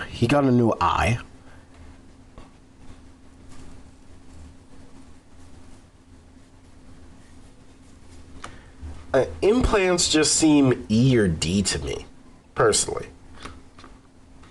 Force field. I mean, a force field is useful regardless. Yeah, I feel like a force field is useful. You can make use of a force field, like, for anything, really. You could put a force field around you and your allies. You could put a force field around you and your house. You could put a force field around... Oh, yeah, the Dora Milaje. That's another one. They easily overpowered a super soldier. With ease. And also, the Dora Milaje could handle basically a super soldier in the form of Killmonger. even though Killmonger, like, kinda overpowered them to an extent, they could handle a disappear, basically, yeah. Having force field manipulation, I think, low-key, force field should be in B or A. And I'm just saying that. Low-key. Because with force field manipulation, you could have the best defense in the world. Like, the best defense.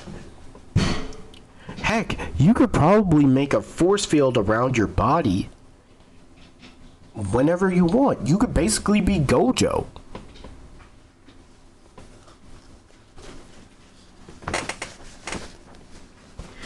Invisibility. What about heightened senses? Is that here? Oh, you know what? That's an F tier. We're gonna talk about that later. But invisibility. I don't think invisibility is that useful. Like, if we're being honest. Because if we talk about heightened senses, a person with heightened senses can see somebody that's invisible. Look at Daredevil. Daredevil be finding people even though he's blind. He has an echolocation. Like, invisibility, it does not help you. Now, if you're able to turn invisible, I mean, that's cool. But the thing is, you make one noise when you're invisible, you dead or gone, depending on who you're fighting. Like, how many times have you seen it where someone tries to sneak away from, like, a bad guy, and then they step on a branch? Or they knock something over. That happens too many times to count. If you're invisible while doing that, that just tells somebody that you're in the vicinity. So now they're not going to stop looking until they find out what's causing the noise. Because, like, Miles Morales, for example. The first movie that Miles Morales had, Into the Spider-Verse. When he went invisible to get away from the Prowler literally found him out and chased him down. He was gonna kill Miles, bro. But yeah, I don't think invisibility should be up here. Sue tried to free Reed in the 05 movie, and Doom found her instantly. Bro, and Doom, the thing is, if we don't include Doom's extra powers, he's just a smart dude. So if a smart dude can just find somebody who's invisible, there's no point in invisibility. Invisibility should be like E tier, E or D tier. Shapeshifter. Okay, shape-shifting, I need examples.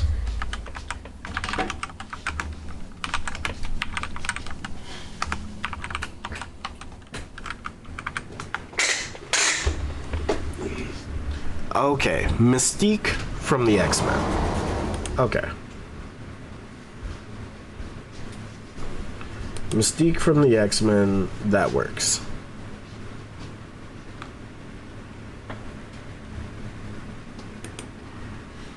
I mean, Mystique has never been an issue, though.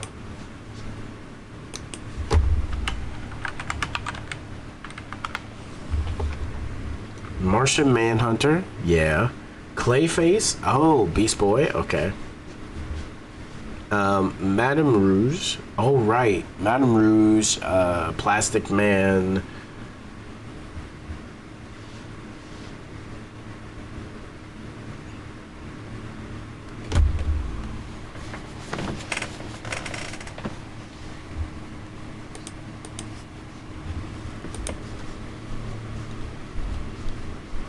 morph, right?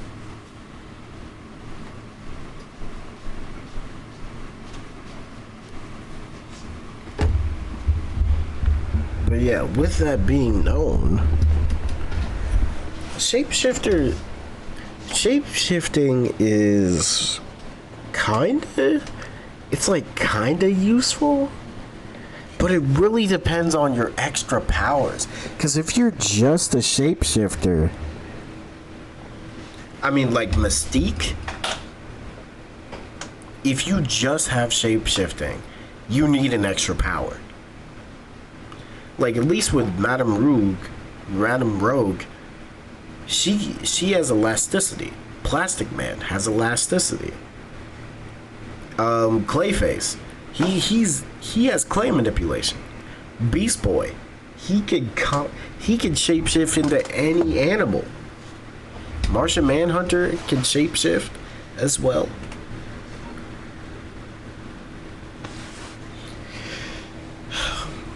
It really depends on your extra powers on top of the shapeshifting. If you don't have powers that can like handle somebody, because Mystique really just has shapeshifting. And what, she's like okay in a fight? She could still get beaten. It's not like she's the best hand-to-hand fighter. She's just I don't know. Shapeshifting kind of meh to me. Weather control, I feel like should be an A or B tier. Like honestly, wherever magnesium is, I'd put it in B tier. Because Storm is the #1 person who has the best weather control in all of like Marvel. This feels like the movie Sky High asking what's your power. Yeah. Sky High had some interesting characters too.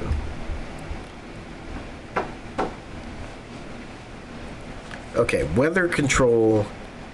Storm has shown that weather control can take you crazy amounts. I mean, she's an Omega level mutant.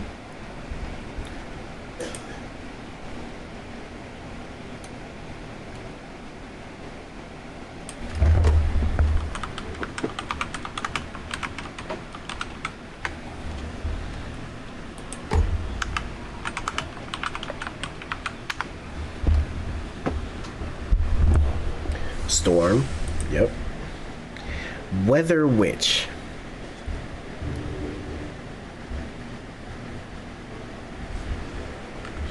Typhoon. Yep. Zatanna. She has magic that controls the weather.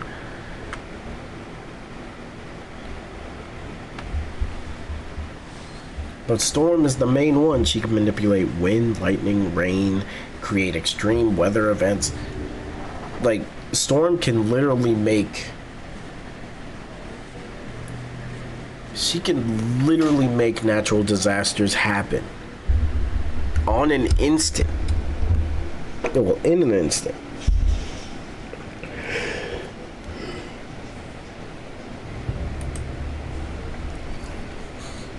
So, weather manipulation, like B tier to me. Phasing / ghost.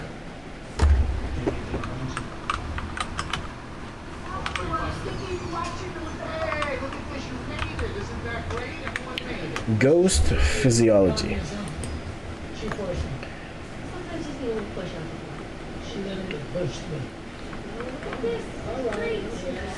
User with this ability either is or can transform into a ghost, spirit, souls of the dead. Which means they've been known to fly, phase through solid matter, turn invisible, possess the bodies of the living.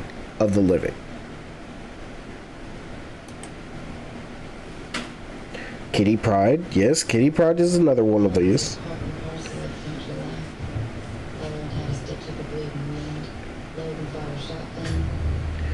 But being able to phase through anything.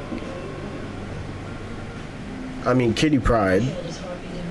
Now, how strong is Kitty Pryde? She doesn't really have any crazy feats like that. I mean, her phasing abilities are top notch, though. So, for sure, I think keeping it C tier is pretty good, because you can escape anything.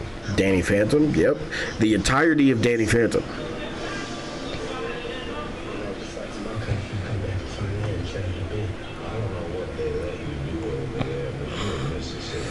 D tier, Feral. Feral powers?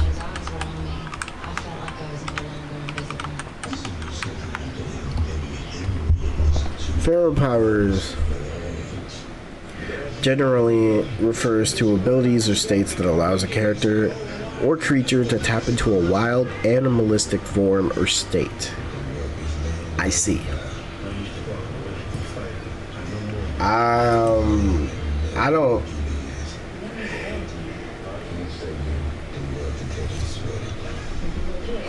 Low key? I think it stay. Yeah, Feral deserves to stay in D tier.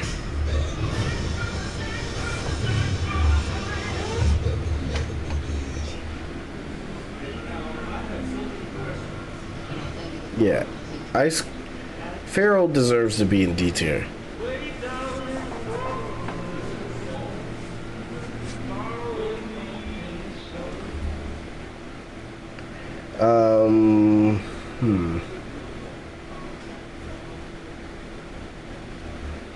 Because truthfully, while being feral,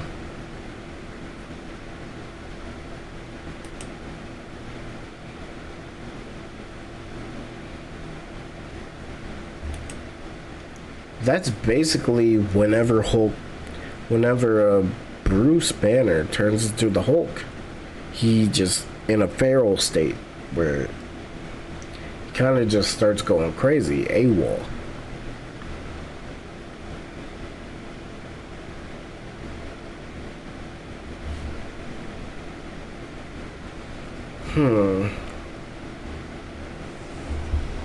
So, I think Feral deserves D tier.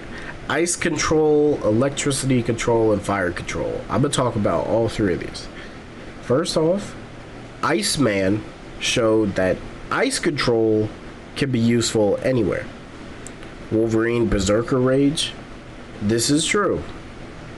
Wolverine's Berserker Rage is cool, but if you just have the rage and no other powers, how far can that take you? This stuff gotta go though. All this shit. Move, Joe. But yeah, Feral. It's just if all you could do was get angry and go into a rage form, because that's basically Hulk. Get your butt outside, Joe. Yeah, that's basically Hulk. If you get on this screen, you're gonna have a problem.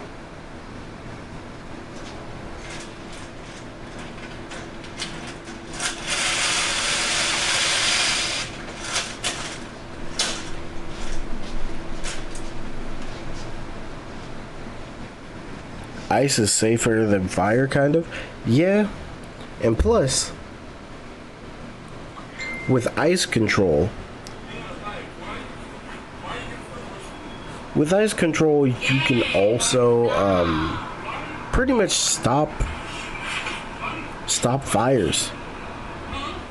As long as you control the ice.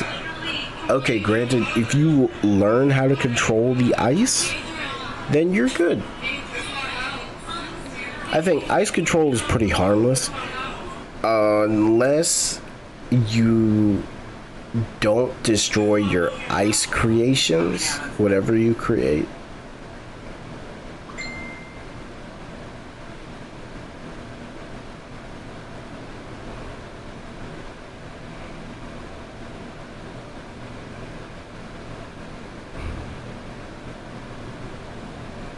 But yeah, ice control, it is a lot safer. I'll put that in C. Electricity control, like between the three of ice, electricity, and fire, electricity control, it's dangerous, yes. But like, look at characters like Static Shock, for example. He needs to absorb lightning in order to use it. Group chat? Bet. I think electricity would be useful. Yeah, you're basically gonna be Static Shock.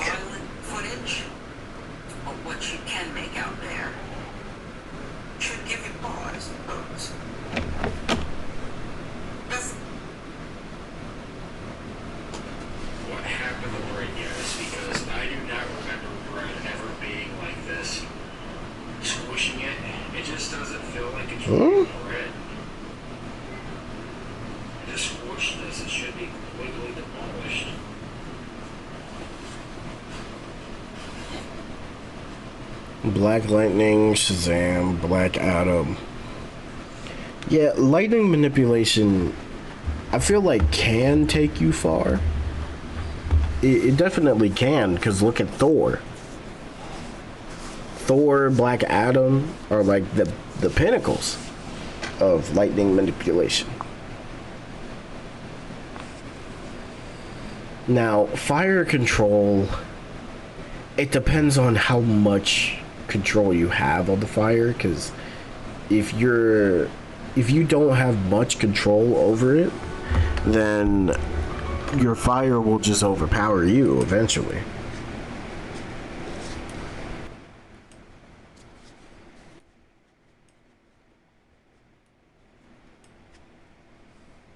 Okay.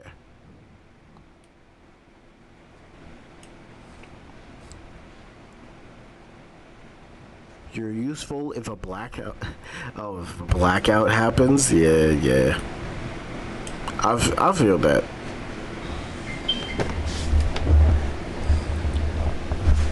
Fire control. You know what? You could be the type to absorb fires. That could be useful. Being able to absorb fires whenever. Yeah. But besides absorbing fires, you really would not use fire control on a regular basis. Like, look at Human Torch. Granted, Human Torch is able to use it casually. He finds ways. How did you do that? How did you go invisible? Oh, it's Gadgets.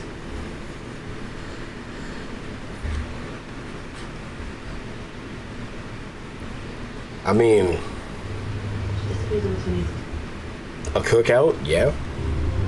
A cookout, making popcorn, making tea. The 4th of July, yeah. Now here's the thing with gadgets. Batman basically made gadgets so much. They're higher because of Batman. And the reason why, this man got a contingency plan for almost anything.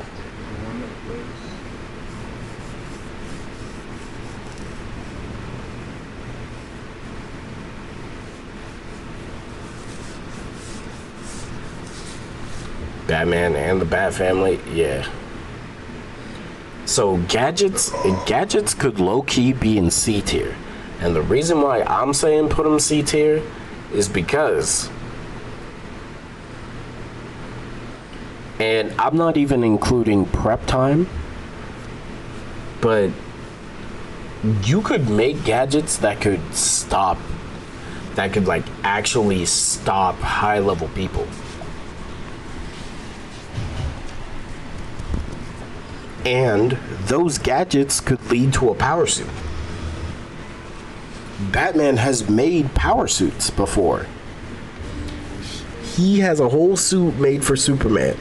He got contingencies for everything.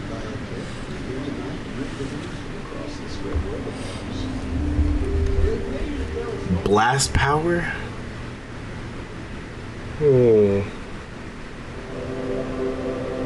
Prep time is not a power? Yeah, that's why I'm not including it. But if the gadgets were with a person who has prep time, because at this point, because of Batman, we have to count prep time in like everything. Like for instance, want a next level clean? Switch with the Whoa of Listerine. It kills 99.9% of bad breath. Batman has gadgets that can counter people. He has his batarangs, obviously. Some of these batarangs can explode, some of them freezing people, some of them electrifying them, yada yada yada. So there's a gadget for everything. Next, size manipulation. High key? A difference from day one. And man, I don't know. I feel like y'all are gonna hate me for this, but I think size manipulation is like low key, like B tier, or could be A tier right next to super strength.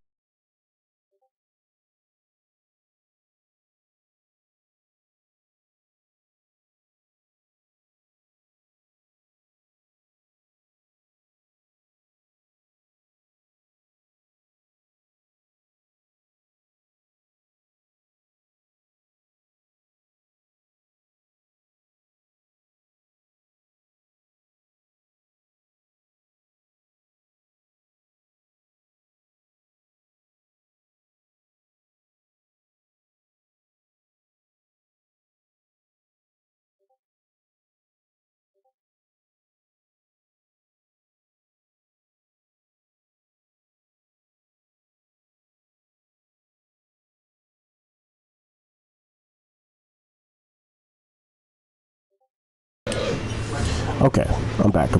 He can't counter God. Give him.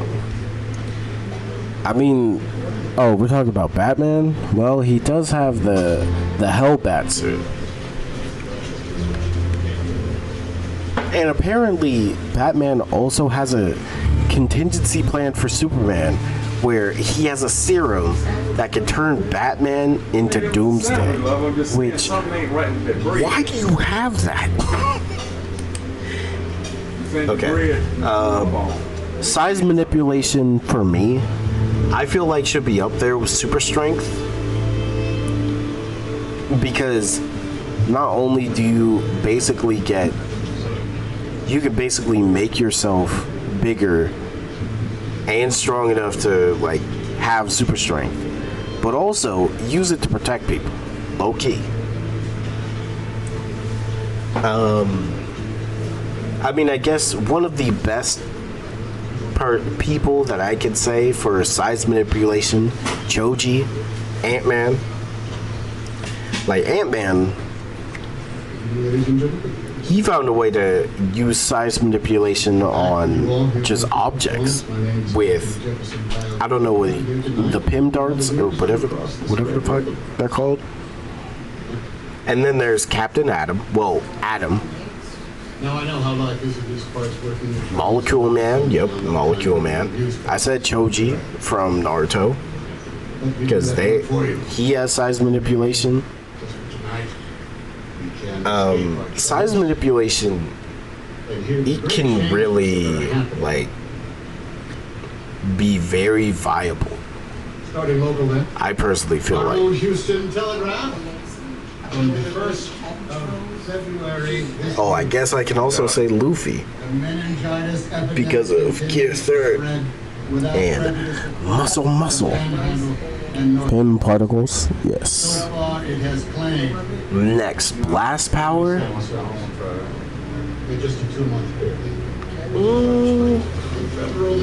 I mean, blast power is okay.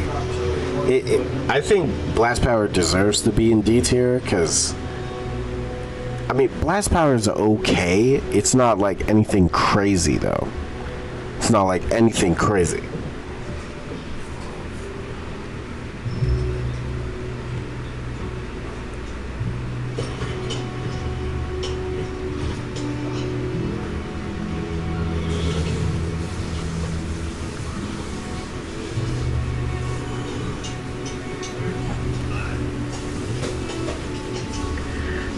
Yeah, Blast Power.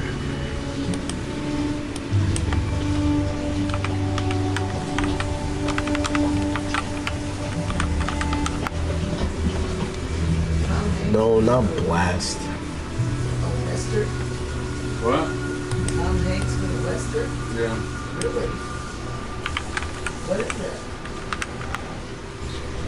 World's greatest movie. Oh. Yeah, I guess explosion manipulation. What is Blast superpower?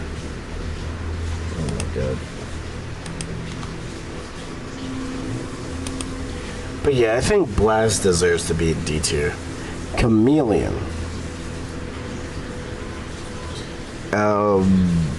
Powers of a chameleon.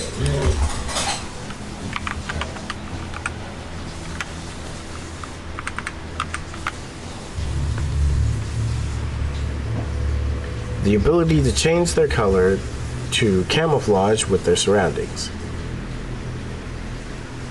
Using their tails and feet to climb and grip, move their eyes independently for wide angle vision, and also have a long sticky tongue. Yo, what's up, RBG? How you doing? I feel like chameleons being able to blend, I don't know, with the power of a chameleon, it's just like, I understand why it's in this tier. Because if we're being honest, I'd rather be invisible. I see why they put it here. Because I'd rather be invisible than blend in, you know? I'd rather be 100% invisible than just blend in. It doesn't make sense. Now, E is the one I'm most interested in, plus F, but we're going to talk about E first. Unarmed combat. I didn't know we were just... Okay, so basically, having hands... Are we counting this as a superpower? Like... Here's the thing. Most characters in Marvel/DC don't have a weapon. So, of course I'm going to say unarmed combat. Like, low-key, unarmed combat should be higher because almost every hero in Marvel and DC has combat.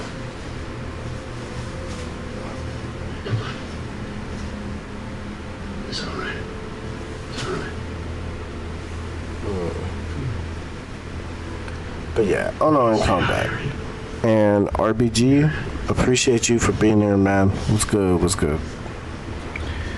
Agility. I mean, everybody has agility, though. Little white girl. That's a thing. Everybody has agility. So it's like, yeah. Like, agility's cool, but I feel like everybody has their own type of agility, though. Stamina? I feel like stamina should be higher. Like, stamina as a superpower. Is that your name? Johanna?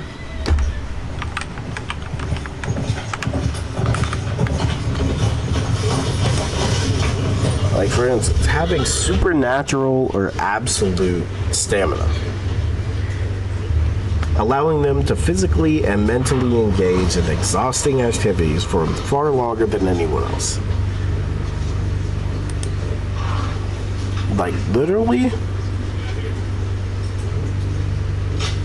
stamina could be it, okay, but it could be. I think stamina is still should be higher. Third Texas Submarine. Surrendered Galveston, 26 May 1865. Any sidearms? No, sir. Just birdshot. Says here you're from San Antonio. What's your business up here? I read the news from Yeah, I think stamina should be higher. Submarine. River, and I've seen him. I think he was transporting this little girl here for the federal authorities. Superhuman strength, Looks like the stamina, speed, along with the ability to breathe underwater, control the ocean currents. The agency paper just found them.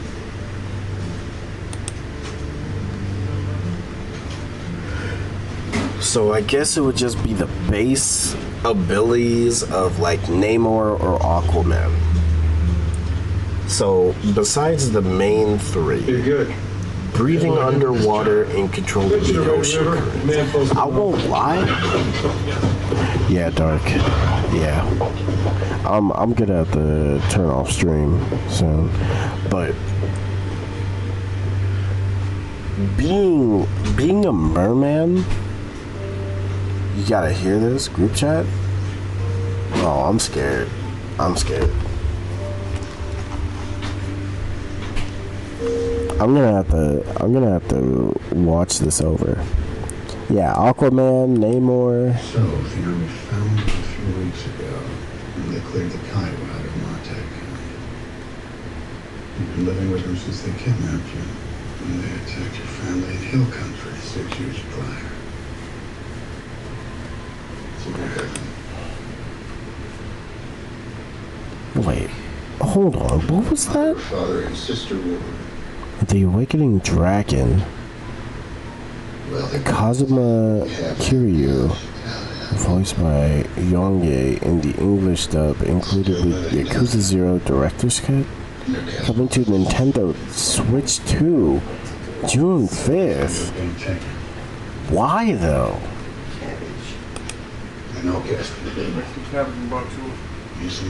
Okay, so basically, I think a submariner should be a little bit higher. I mean, granted, it's not like vampire level, but I think like C or D tier is fine. Because we're not just gonna act like being able to manipulate water is not a bad thing in real life, bro. Like, water manipulation is definitely crucial. Weapon master. Any weapon? So what, pretty much like Shang-Chi? Find somebody to take you home. The doctors are concerned about that. What I told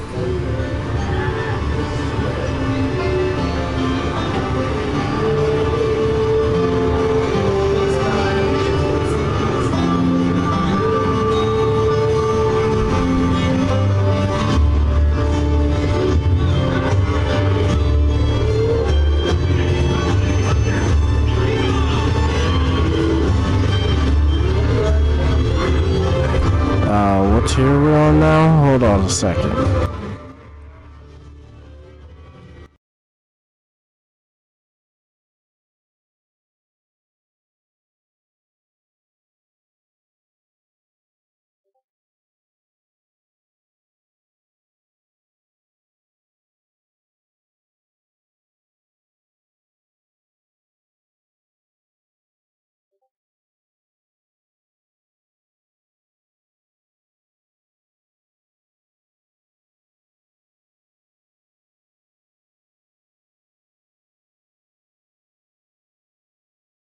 Yeah, don't the full moon make you go crazy? Caught up in the maze, dark and twisted. Let's see who's the craziest. Now we ain't finished yet, and now you ain't witness yet. You ain't even built to sweat. Time to handle business. Ready, set, turn it up a notch. What do you got? Would you put two in your gut just to put one in my knot? Two in my heart, three in my soul. I wanna feel that steel. I wanna feel that cold. Feel it burn, feel it inside me. You ain't crazier, but you can try to be. Come on, try it now. Howl at the moon, tear your eyes out, let the dark shower you. Power you. Yeah, don't the full moon make you go crazy? Caught up in the maze, dark and twisted. Let's see who the craziest is. Yeah, don't the full moon make you go crazy? is dark and twisted. Let's see who's the craziest. Yeah. See the day turn into night. See the blackness, where's the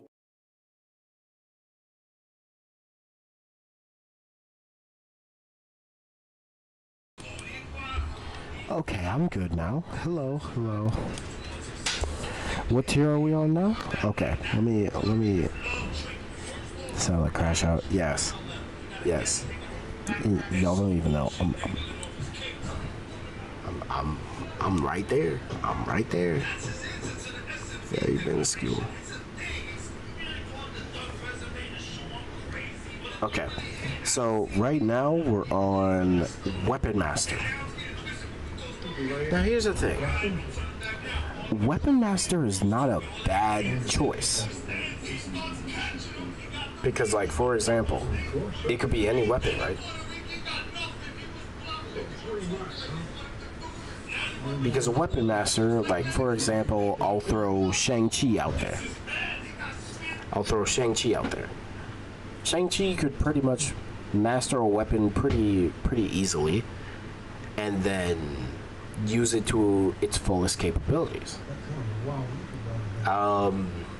Who's another character? Thor. I mean, Asgardian weapons. You saw the trailers I sent.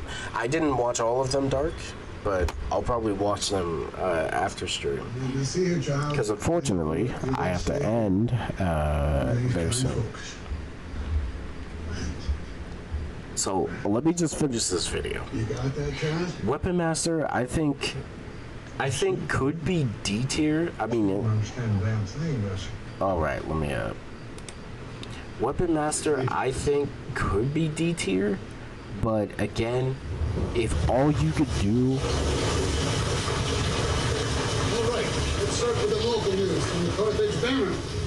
The Red River Ferry is sunk near cross timbers.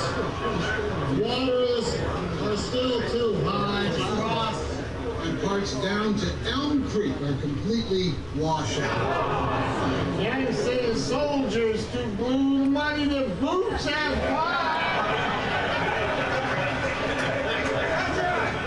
Well, now the Clifton Record is reporting big changes that are coming to these parts that'll have an impact on all of the travel back to it. Weapon Master, I feel like could be a higher tier, but again, if all you could do is master a weapon and be good with it, it can only take you so far. Granted, Shang-Chi is the number one because he can master any weapon and still hang with.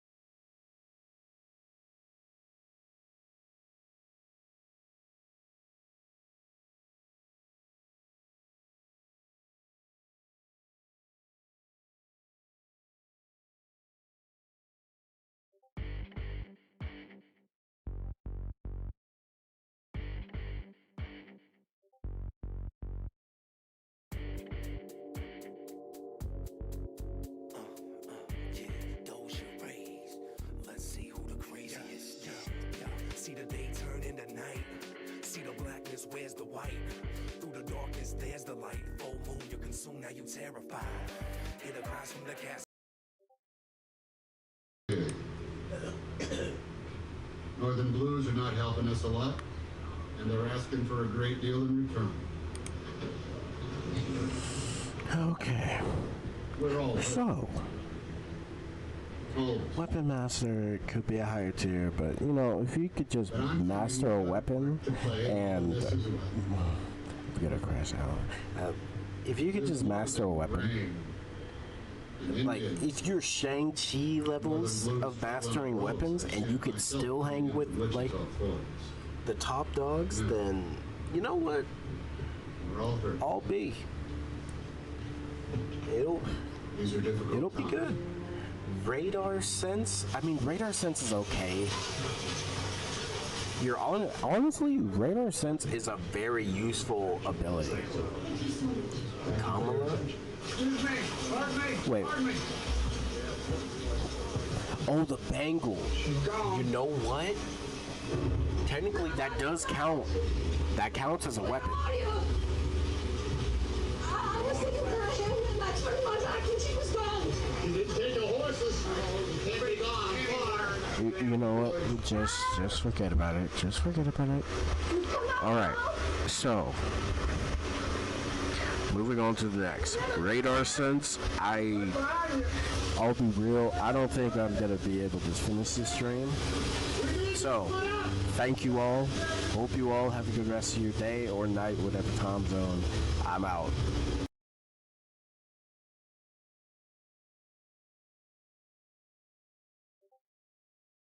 So cold, stones ache and the bones start to grab you. You can feel them shake, you can feel them bash you. Bones start to break and your heart starts to crash.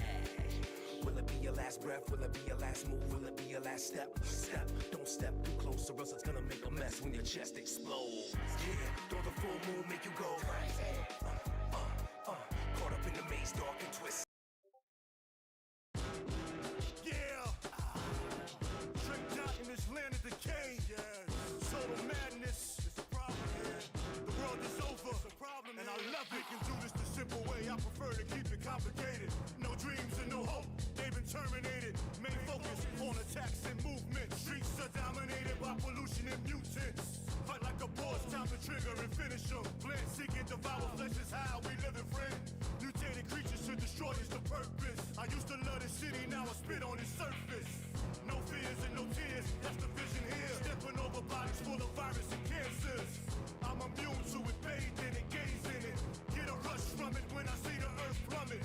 New day, new pains, new defense. Smell of death is in the city, criminals running rampant. Survival of the fittest while the weakest lay comatose. Cancerous epidemics spreading like common colds.